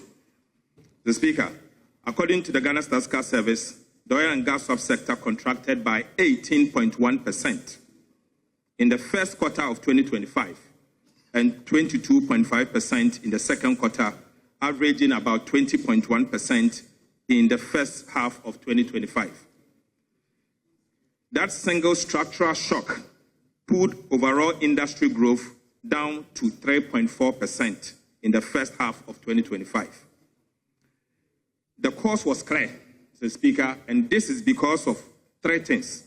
One, corruption in the sector, and two, underinvestment, Mr. Speaker, and most importantly, operational decline in the petroleum volumes, as we have seen. Mr. Speaker, it had nothing to do with the cancellation of 1D, 1F or realignment of 1D, 1F. Even more interestingly, Mr. Speaker, the subsector of which 1D, 1F beneficiaries actually sat grew by 6.3% in the first half of 2025. So, Mr. Speaker, I'm surprised to hear a former Minister of State at Ministry of Finance make argument that is not founded on data. Mr. Speaker, clearly, this has been misinterpreted and the actual details are not coming out. Mr. Speaker, this budget expands, it does not constrain. Mr. Speaker, let me take my time to point to certain key factors, expenditure lines in the budget that will expand industry. We are rolling out $500 million United States dollars oil palm development financing window. Mr. Speaker, we are also acquiring 4,000 agricultural machinery, 4,000 agricultural machineries to boost industry. Mr. Speaker, we have created new incentives for textiles, agro-processing and pharmaceutical industry that are export-oriented. Mr. Speaker, these are all in the budget. Right, Honorable Speaker, in addition, the VAT reforms are designed to foster business expansions and create new jobs opportunities. Mr. Speaker, I heard my good friend and brother, Afenyo-Markin, aka Chairman One, making a statement that we have rather added small businesses into the VAT net. Mr. Speaker, I've always cautioned him that I know him to be a lawyer. I know him to be a litigant, but I don't know him to be a tax expert. And so when it comes to areas of taxes, he should defer that to me and I'll help him accordingly. Mr. Speaker, rather, what this government has done is that we have exempted businesses turning over up to 750,000 Ghana cedis from the charging and collection of VAT. This is a government that cares. Right, Honorable Speaker, the evidence before us does not support the conclusion that cancelling 1D, 1F has caused the industry sector to rather decline. In fact, it is contrary to the statement that was made by Honorable Abena Osei-Asare. The Speaker, on the fiscal side, the Honorable Gideon Boakun made some statement that, the Speaker, it is worth important that I clarify. The Honorable Gideon Boakun argued that we missed at least 50% of our budget target. It is curious and inaccurate claim, Mr. Speaker, because none of our macro data support these assertions from him. Right, Honorable Speaker. On the contrary, we have met every single macro indicator that we announced in the 2025. Mr. Speaker, in fact, we have overperformed. Mr. Speaker, let me take my time to take you through it. Right, Honorable Speaker, growth for the first half of the year stood at 6.3%. 6.3%, comfortably above the revised target of 4%. Mr. Speaker, this simply means we actually programmed for 4% and we are doing 6.3%. Mr. Speaker, we have overperformed. Second quarter, Mr. Speaker, inflation fell from 23.8% in 2024 to 8% by October 2025. Mr. Speaker, our target was actually 11%. We have overperformed. We have not missed the target. Mr. Speaker, growth, let me say it again. Mr. Speaker, we programmed to grow by 4%. As at first half of the year, second quarter, we have grown 6.3%. Mr. Speaker, I urge my colleagues to listen to the government statistician when he's speaking. Right, Honorable Speaker, the primary balance swung from a deficit of 3% of GDP in 2024 to a surplus of 1.6%. 1.6% in September 2025. Mr. Speaker, that is not underperformance, it is indeed overperformance. In fact, we programmed to do 1.5% of GDP. We have actually exceeded that. Mr. Speaker, the public debt, as at October 2025, decreased from 61.8% of GDP to 45% of GDP. Mr. Speaker, 45% of GDP. Right, Honorable Speaker, gross reserves strengthened from 4 months of import cover to 4.8 months of import cover. Mr. Speaker, every single indicator, we have not only achieved it, but we have actually outperformed the target. These are facts. Mr. Speaker, these are facts. They are recognized by the markets, by the investor community, recognized by rating agencies and international communities, including the IMF and the World Bank. These are facts. Mr. Speaker, this is not a profile of a government that misses target. In fact, this is a profile of a government that is regaining credibility through discipline. And that is the record of President Mohammed's administration.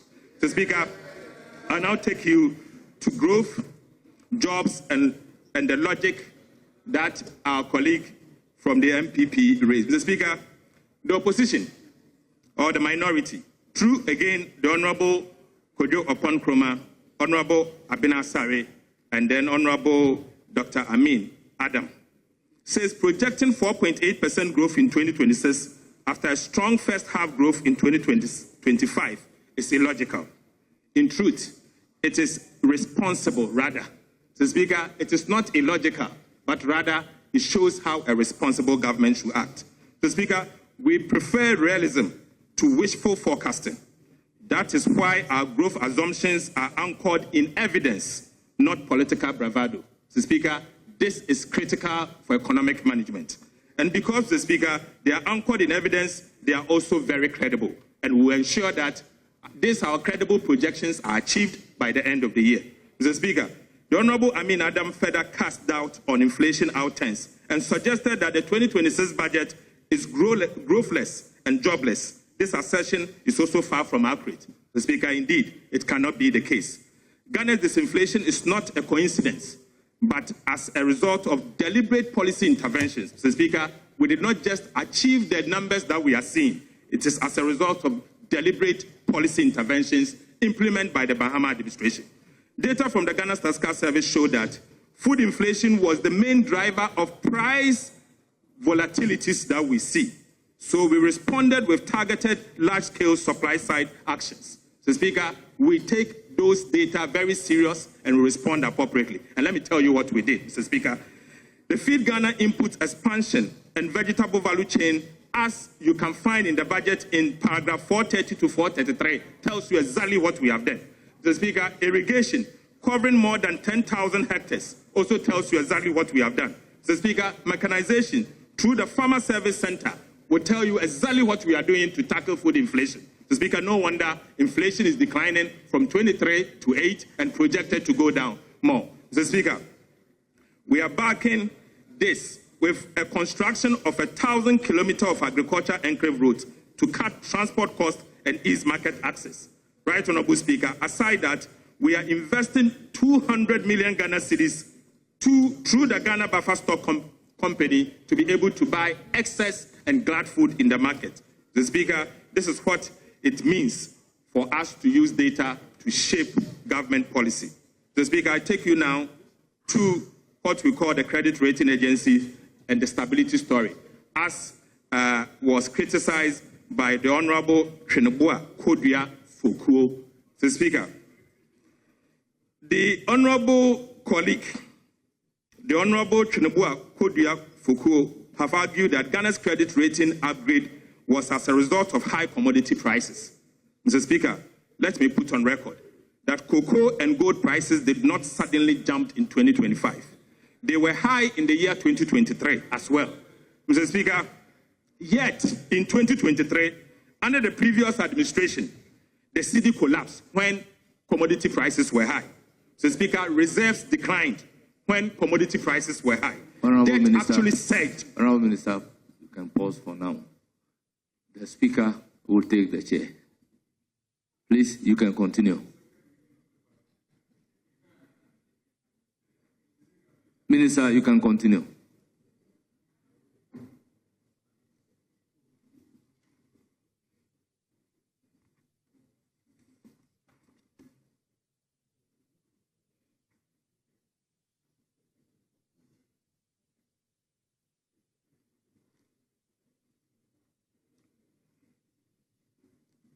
Thank you, Mr. Speaker. Mr. Speaker, in 2023, under the previous administration, the cedi collapsed when in fact commodity prices had recorded all-time high. Mr. Speaker, reserves declined when cocoa prices surged and gold prices went up. Debt actually surged. Inflation actually worsened. Mr. Speaker, at that time, Ukraine-Russia war had not intensified, yet your cedi fell. Today, there is Ukraine and there is Russia conflict ongoing. In fact, it has intensified, but yet the currency has stabilized. Mr. Speaker, the difference is not commodity price. The difference can certainly not be commodity price, but rather competent management and quality management. That is what you see. Right, Honorable Speaker? In the words of Standard & Poor's, and I quote, Standard & Poor's statement credited Ghana's upgrade to improved fiscal discipline, stronger buffers, and credible consolidation path. And that is the words of Standard & Poor's. Mr. Speaker, they did not just attribute it to commodity price. And so the honorable member cannot be right. These are policy outcomes. They are as a result of choices made by His Excellency President Mahama, deliberate choices made by President Mahama. Mr. Speaker, on our fiscal path and homegrown, it's important for me to, Mr. Speaker, make this point. And right, Honorable Speaker, let me be blunt. Stability did not return because of the IMF program alone. As a core member of the opposition claimed, Mr. Speaker, stability returned because this government chose a fundamental different path, an expenditure-led consolidation instead of revenue-led consolidation that protected citizens from further tax fatigue. Mr. Speaker, that is exactly what President Mahama decided to do. We cut waste, we reset expenditure to 2023 levels, we enforced commitment control, we audited arrests, we aligned cash to priorities, we restored discipline across MDAs and coordinated monetary policy with a clear anchor. Mr. Speaker, we did not leave the central bank alone to anchor the national currency. The Ministry of Finance and the government got involved to anchor the national currency. That is the difference that you see. Mr. Speaker, that is how you restore confidence. That is how you stabilize the currency, and that is how you rebuild credibility across an economy. Mr. Speaker, that is important to know. Right, Honorable Speaker, on the security center, at the security sector, our colleague, the Honorable Intim Fojo, made some wild claims that our security investment amount to luxury spending. Mr. Speaker, this cannot be accurate. There is the need for us to retool the security, and it's important as a country that we have to come together to retool the security. So, Speaker, this administration inherited a security sector that had been starved of modern equipment. We are correcting it. The aircraft referenced in the budget are not luxury aircraft. Mr. Speaker, I want to use this opportunity to assure this House that the aircraft, the helicopters and the aircraft that will be purchased by the Ghana Armed Forces will certainly not have a bathroom. There will be no bathroom in that aircraft. Mr. Speaker, it is not a luxury aircraft that will have a bathroom, and it's important I make that point. They are strategic mobility assets for troop deployment, for emergency response, border security, and peacekeeping. it will certainly not be a luxury aircraft that will have a bathroom. It will be for the use of the Ghana Armed Forces.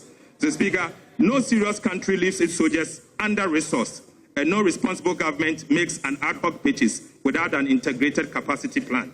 Mr. Speaker, our approach is strategic, sequenced, and fiscally responsible. Mr. Speaker, in fact, the $96 million that has been spent on the National Cathedral, of which we see only a borehole, that amount can actually buy more than the 4 helicopters that we are buying for the Ghana Armed Forces. Mr. Speaker, that amount can be used to buy more than the 4 helicopters for the national for the Ghana Armed Forces. Mr. Speaker, let me put on record that the Ghana Armed Forces are not engaging any middleman. They are working directly, country to country, to acquire this aircraft for the people of Ghana and for the Ghana Armed Forces. Mr. Speaker, on the issue of the Accra-Kumasi Expressway, let me take my time, Mr. Speaker, to correct some impressions. Mr. Speaker, the Honorable Asenso Boache suggested that the proposed Accra-Kumasi Expressway is wasteful. And that we in the opposition oppose the dualization. Mr. Speaker, that cannot be the case. Mr. Speaker, I was surprised and amazed to see a colleague, member of parliament, particularly an MP from Kumasi, to describe the project as wasteful. Mr. Speaker, an MP of which the road is leading to his constituency will say that the road is wasteful. Mr. Speaker, to the extent that the said MP wrote to the president to say to the president that don't do that project. Mr. Speaker, I am surprised. Mr. Speaker, I'm surprised to hear that. And so, Mr. Speaker, let me say this,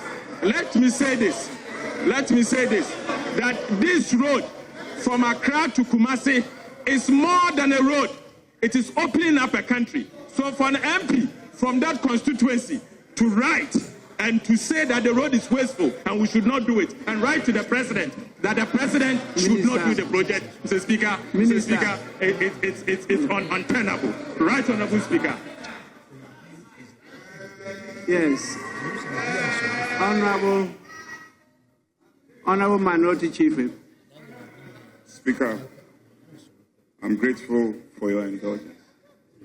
Speaker, when we met at Conclave, the prior agreement were that the leaders will conclude. And the minister, our colleague, walked in and then prayed you that you have some 15 minutes. So we don't have a problem, and that has been a practice. Finance ministers, when they present budgets, they get the opportunity to give closing remarks. We don't have any problem with that. Speaker, our colleague is speaking to mentioning specific names, and then, would you listen?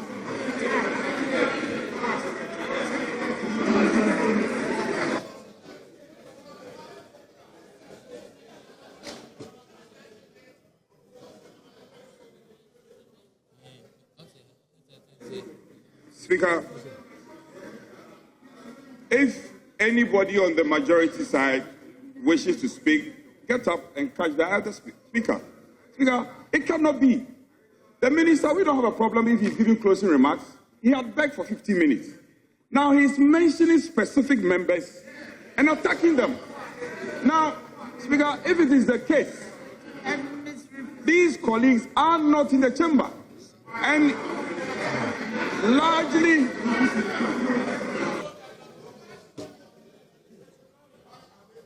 Speaker, I think it's important our colleagues come to terms with the fact that this house is a two-sided house.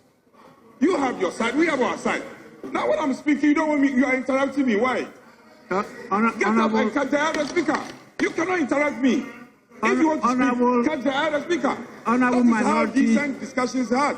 Honorable Minority Chief Whip, please.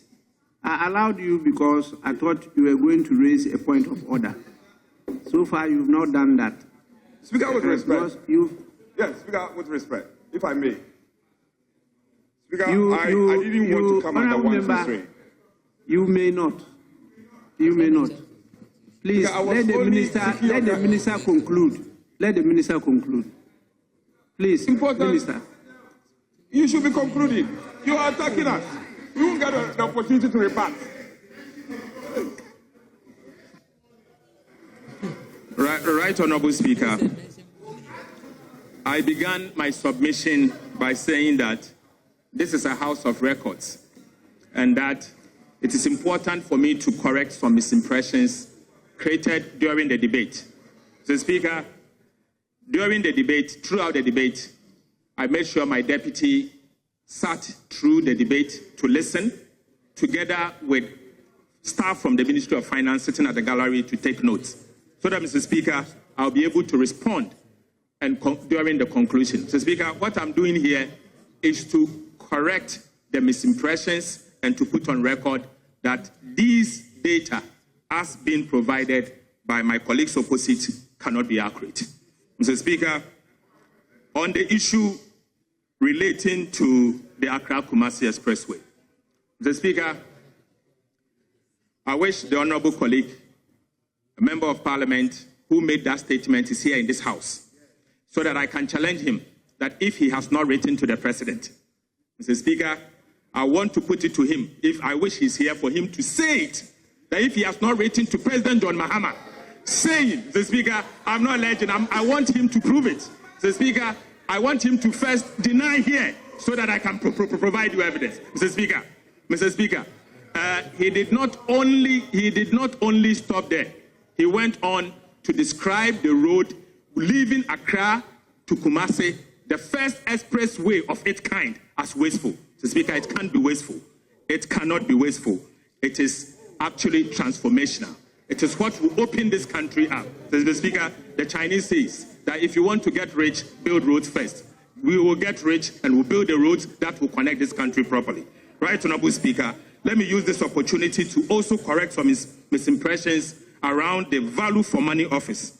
Mr. Speaker, the Honorable Lawrence Ajinsem misunderstands the purpose of the value for money office, and such, during his presentation, he made certain assertions. Mr. Speaker, he is of the view that PPA can perform that function. But, Mr. Speaker, let me take my time to explain what this value for money office seeks to do. The PPA actually ensures compliance with procurement processes. It does not, it was never designed to undertake rigorous technical engineering and financial audit of billions of Ghana cedis of infrastructure projects.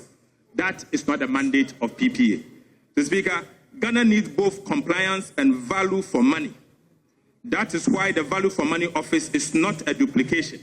It is rather a protection. It is a firewall between taxpayers and inflated contracts. Mr. Speaker, it is important for us to understand that PPA cannot be the same as value for money office.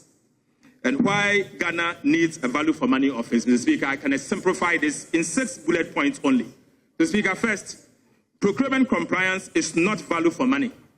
The PPA focuses on procurement procedures, not cost efficiency, life cycle costing, technical soundness, or post-contract verification. Mr. Speaker, again, this closes legal and institutional gaps in the PFM Act. Right, Honorable Speaker, the current Public Financial Management Regulation requires PFM assessment only for single-source procurement. Mr. Speaker, a dedicated VFM office extends this assurance to all public projects, procurement methods, and funding sources, including PPPs, SOEs, IJF projects, and donor-funded projects. Mr. Speaker, this has never been the case under the old architecture, and so it's important for us to correct that. Mr. Speaker, this will also prevent inflated prices and cost overruns. Right, Honorable Speaker, Ghana lacks a central mechanism, particularly to benchmark prices, and it's important for us to create that. Mr. Speaker, again, it provides technical assurance and cross-border, technical assurance across the entire project life cycle. Mr. Speaker, that is also very important for us to actually explain. Mr. Speaker, the PPA office will create an independent oversight mechanism. Up to today, that is missing. and it also aligns with Ghana and global best practices. Speaker, it's important for me to stress that today, as we speak, we have value for money office structure in the United States, in Canada, right, Honorable Speaker, in the UK, again in Singapore. All these countries today have a value for money office different from their procurement architecture. And so, Mr. Speaker, getting PFM architecture that will ensure value for money by creating a value for money office that will be equipped with the right people will be important for our country going forward. Right, Honorable Speaker, the PPA regulates procurement procedures and does not provide project delivery as far as fair pricing is concerned. Its mandate is limited to checking it against certain flaws that we have seen. Mr. Speaker, the VFM office is adding additional layer and to ensure that our contract deserves and gets the needed pricing that we have seen that is missing in this country. Mr. Speaker, unfortunately, overpricing has become a big issue in this country. Overpricing of contract has become endemic in our country, and so it's important for us to deal with it. Mr. Speaker, I will end by making this statement. Right, Honorable Speaker, this budget delivers the following for the ordinary Ghanaian. We allocated 1.1 billion Ghana cedis to LEAP to protect the vulnerable. Aside that, we allocated 401 million Ghana cedis for the Women's Development Bank. We allocated 8.9 million Ghana cedis for District Assembly Common Fund, of which 7.2 billion Ghana cedis will go to the assemblies directly. 7.2 billion cedis will go to the assemblies directly.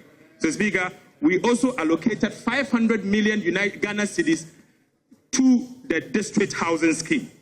20 million Ghana cedis was allocated to support Kumewood so that we can grow the film industry. Mr. Speaker, 2.3 million Ghana cedis was allocated to the Mahama case.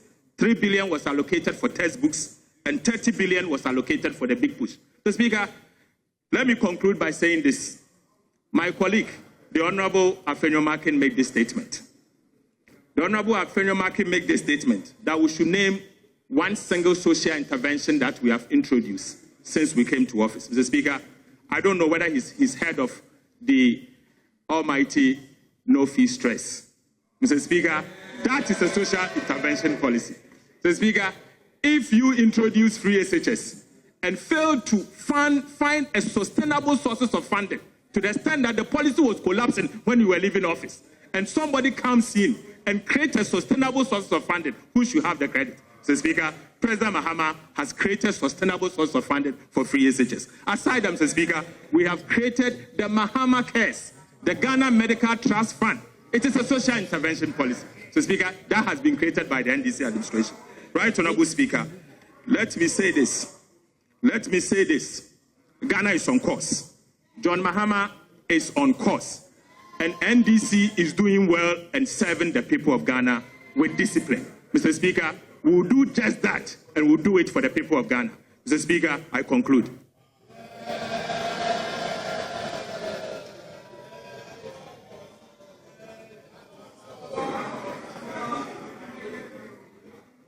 Honorable Deputy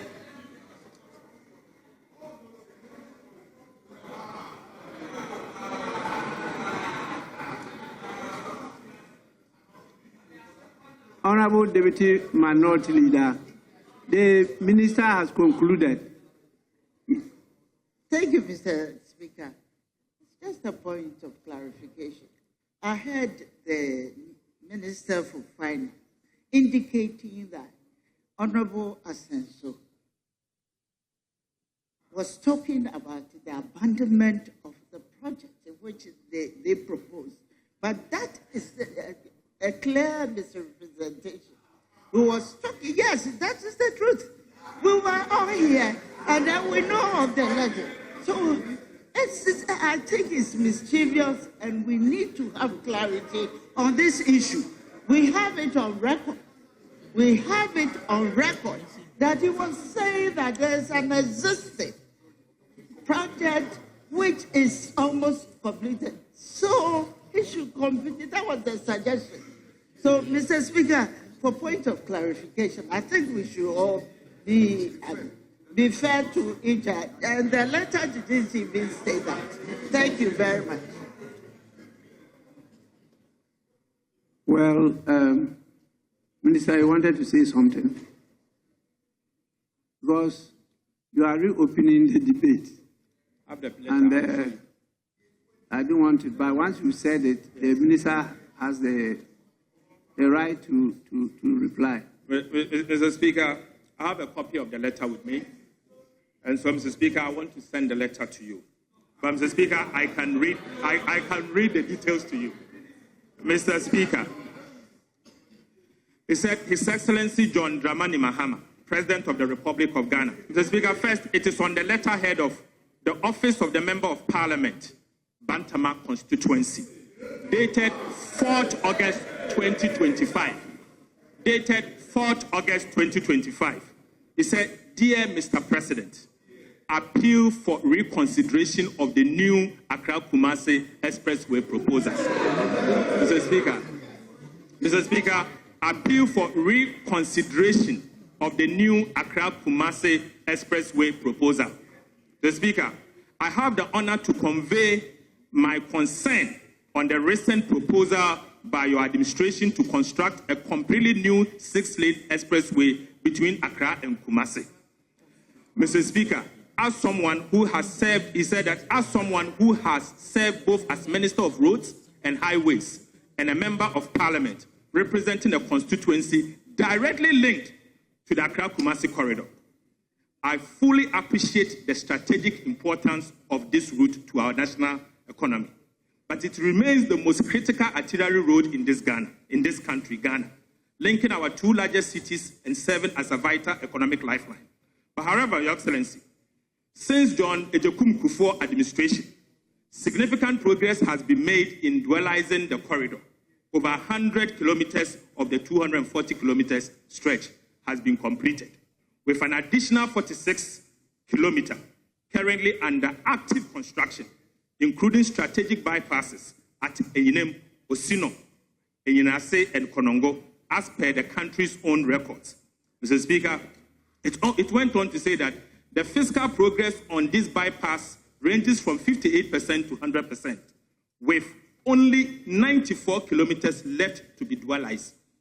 The recent announcement to initiate a completely new expressway project, whilst these projects are underway, raises genuine concern, and I am particularly struck by the road minister's own admission that the ministry is in the process of hiring a consultant to undertake the feasibility study for the new project.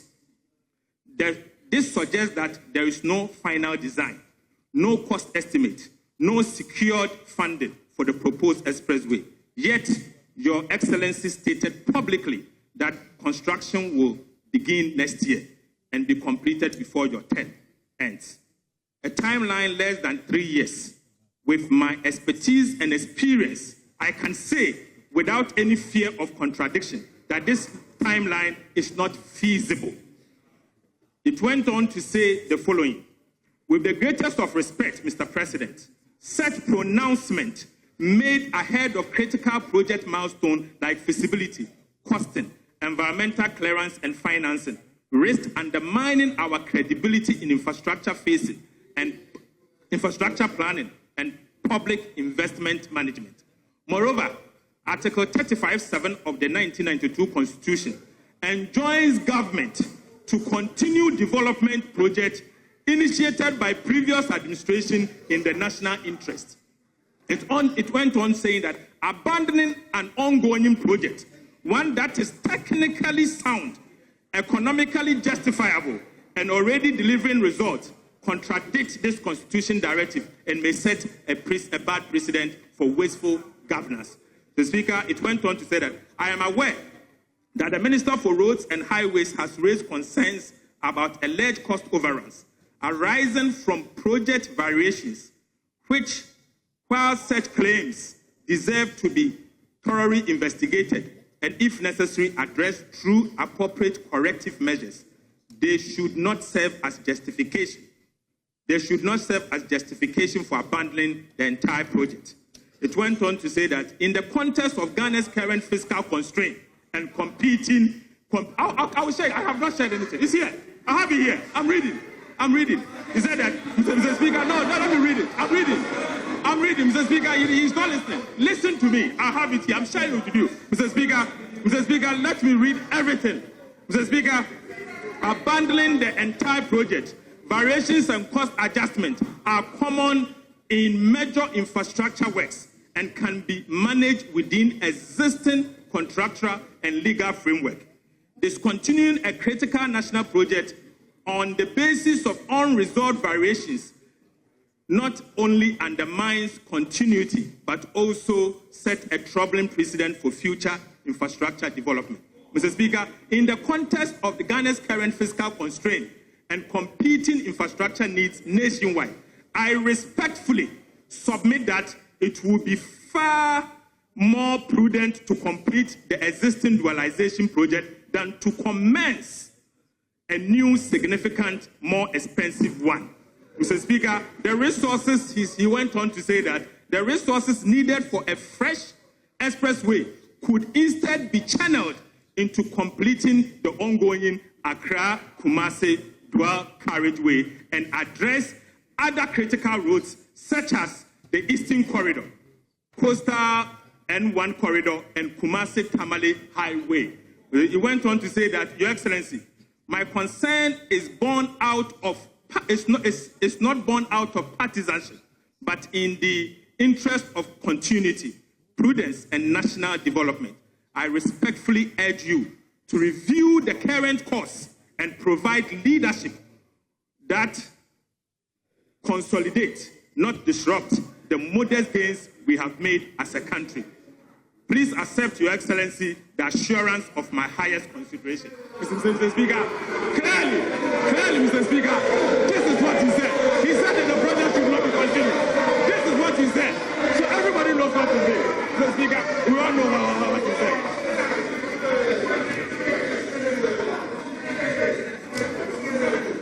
Honorable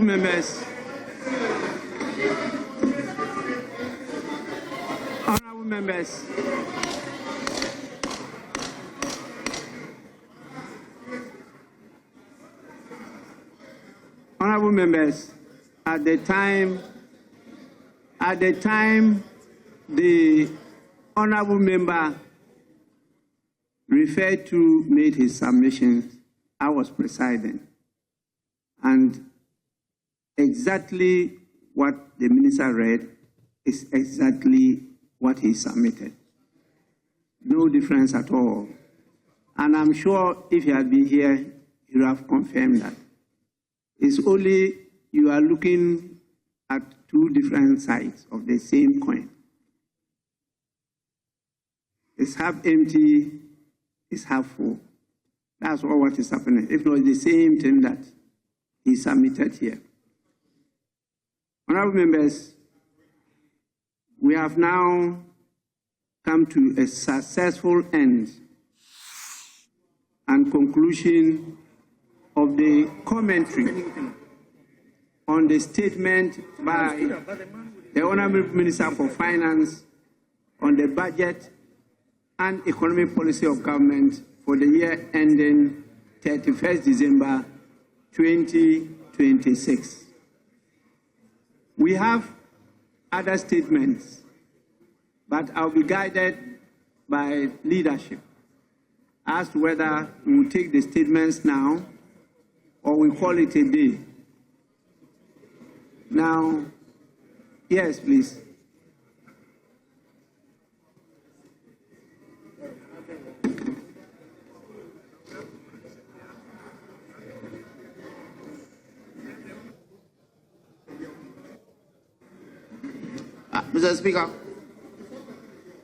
Mr. Speaker, we had agreed that after the leaders have concluded the comments on the budget statement presented by the finance minister, and having listened to his concluding remarks, we'll call it a day tomorrow we have quite a busy day. We want to remind members that the state funeral for the former First Lady will be taking place early in the morning from about 7 a.m.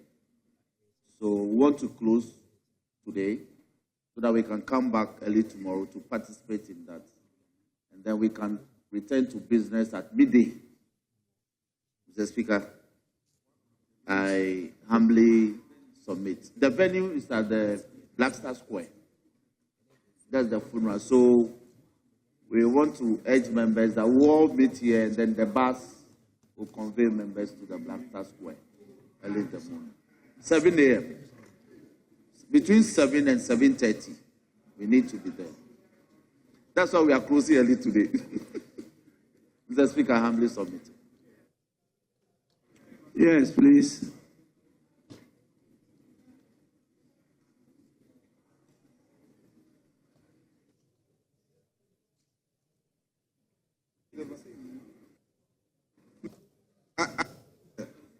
My respected colleague, the Chief Whip, has an important matter. After that, I can now come.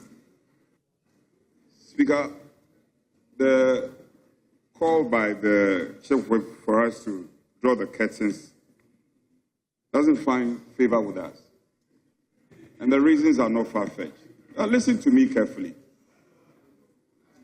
Well, effectively, we have about 13 days to ultimately pass the appropriation. Now, we are also today at the Business Committee being counseled by leader that there is supposed to be a program of involvement of stakeholders at the budget estimate hearing. What does it mean? This is something we are doing for the first time. So there's a potential that this process will drag. I am worried that if you are not careful, this process will drag. Why? You are telling us that we should be changing our mindset and resetting and be talking about 24-hour economy. And we have motions to be prosecuted. We have a number of motions. Why are you in a hurry to go home? Speaker, we also have the road minister here. Why? We should ask the questions. And besides, we have about 200 questions that are still on the shelves, getting dusty on the shelves. All these questions have not been programmed. And you are in a hurry to go home. At one breath, you are preaching 24-hour economy. At another breath, we should draw the curtains and go. We won't go home. We will work. We will work. So we are opposed. We are opposed to you yourself. You don't want to go by your own 24-hour principles. We will say the road minister must answer his questions. There are other motions. When the majority leader was there, when he was at the dispatch box, doing a lot of propaganda, now you see you are tired. After doing all the propaganda, you see your face, you are tired. Mr. Speaker, we want to work. The road minister must answer the questions. All the motions we have listed, we must take the motions. The president is watching you. What are you doing in support of the 24-hour economic concept? You want to run home? No. Speaker, we are opposed. Honorable members, let me say that statement time is ended. Statement time is ended. If you have to do any other business, that will not be statements again. But are you talking about us continuing? No, Mr. Speaker, on a different matter. Mr. Speaker, two issues.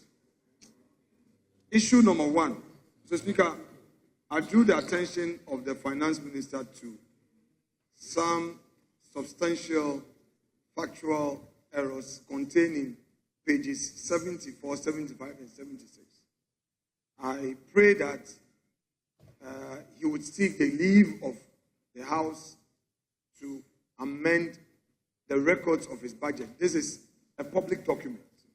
I drew his attention, and the record must not stay as they are because they are very substantial. Two, Mr. Speaker, the chief whip of the majority side is urging us to ensure tomorrow we attend Her Excellency Nana Konedu Ajiman Rawlings' funeral program. But Mr. Speaker, regrettably, yesterday at the Requiem Mass at Ridge Church, not a single member of the majority side showed up. The daughter is our colleague. The daughter, Dr. Zenato Ajiman Rawlings, is our colleague. We again did not see any government official. At the Requiem Mass. So, Mr. Speaker, if he is urging upon us that all of us must be here early enough to attend, then I would make an appeal to him that he should encourage his side as well as members of government to all be in attendance. Because yesterday, Requiem Mass, it was quite disappointing from government side. Mr. Speaker, yes, majority chief whip. Mr. Speaker, the minority leader is the leader of this house. The invitation that we have, is for us to attend his funeral. Honestly, I had no idea that there was a required mass yesterday. No, honestly. Please.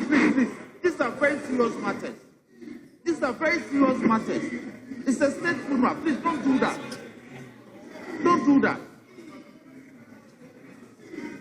Yes. Mr. Speaker, I agree with the first part of what the minority leader, my good friend, said. But I think what he said was in a very bad taste. Mr. Speaker, not too long ago, I was sitting on the other side, and one former member of this House, Honorable Rashid Bawa, who was actually one of their parliamentary candidates in Uti region past, they even didn't write a tribute to read for him. We wrote a tribute, not a single one of them even got up to contribute to the tribute that time. That wouldn't have been said to be, an oversight.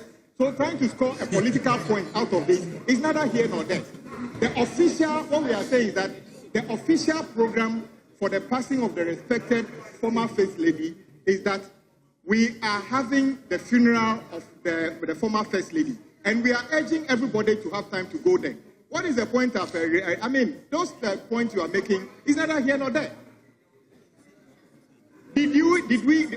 Was Parliament invited?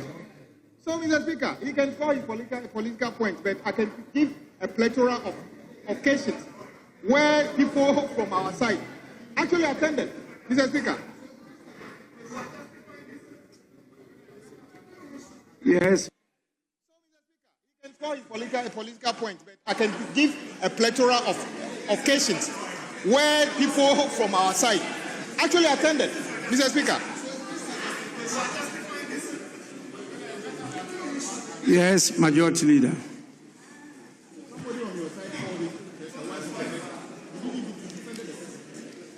Mr. Speaker, the mass that was held yesterday was held at the Ridge Church. Mr. Speaker, I was there. The Honorable Afenyo-Markin was not there.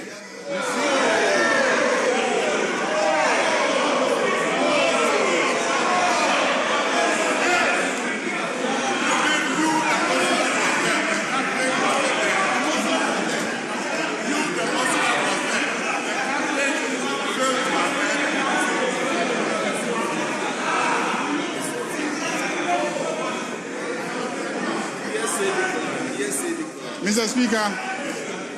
Speaker, I was there with the General Secretary of the National Democratic Congress. So I wasn't late. And I was there, and the clergy proceeded out. So, Mr. Speaker, it is not the case that this side of the House abandoned the mass. I was there. So, Mr. Speaker, tomorrow we'll be there in our numbers. That's all I can say.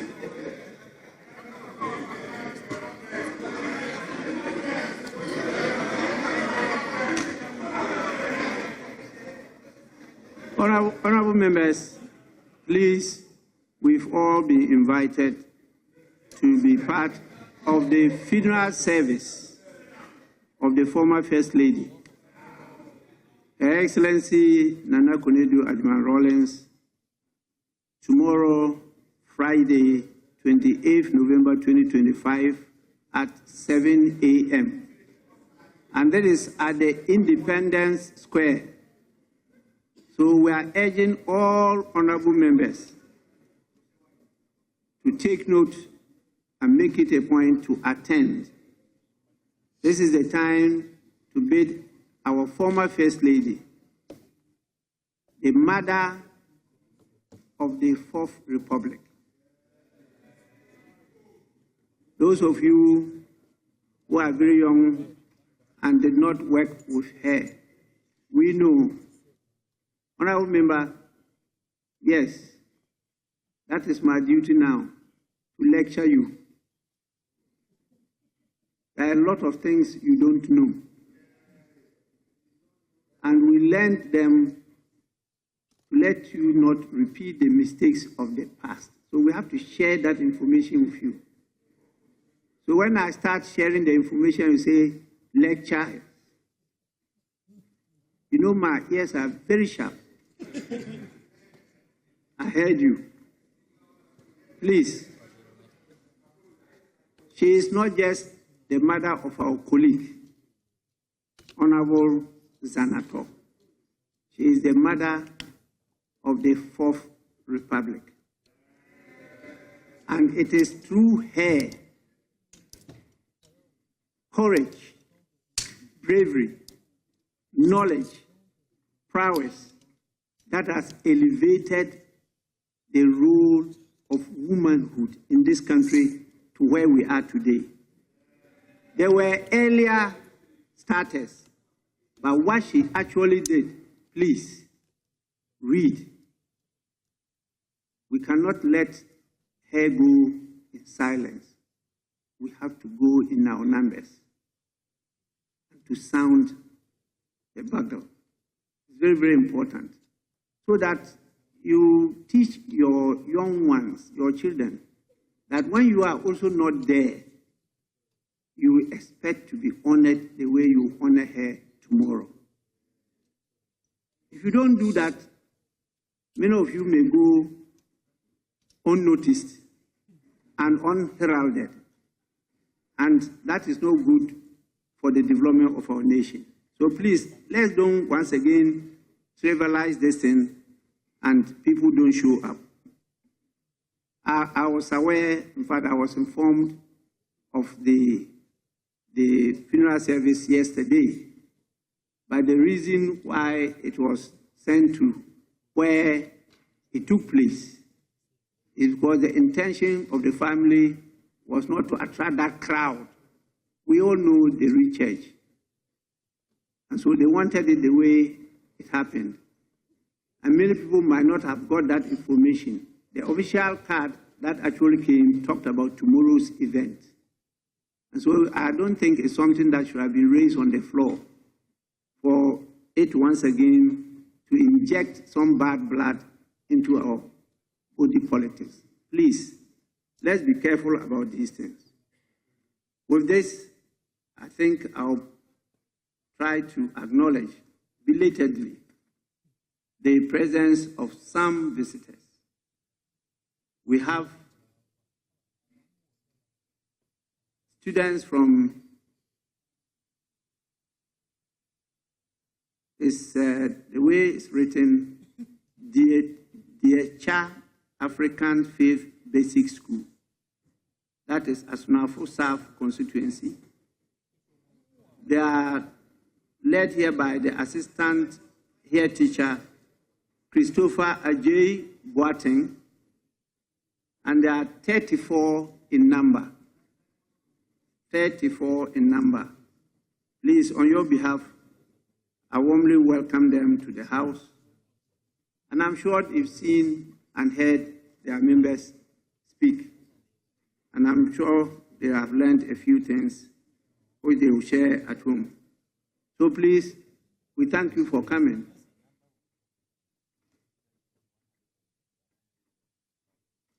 I believe it's time really for us to adjourn proceedings. So leaders, if there's no objection, I proceed to adjourn the sitting of the House to tomorrow at, is it 12? 12, because tomorrow is Friday, 12 noon.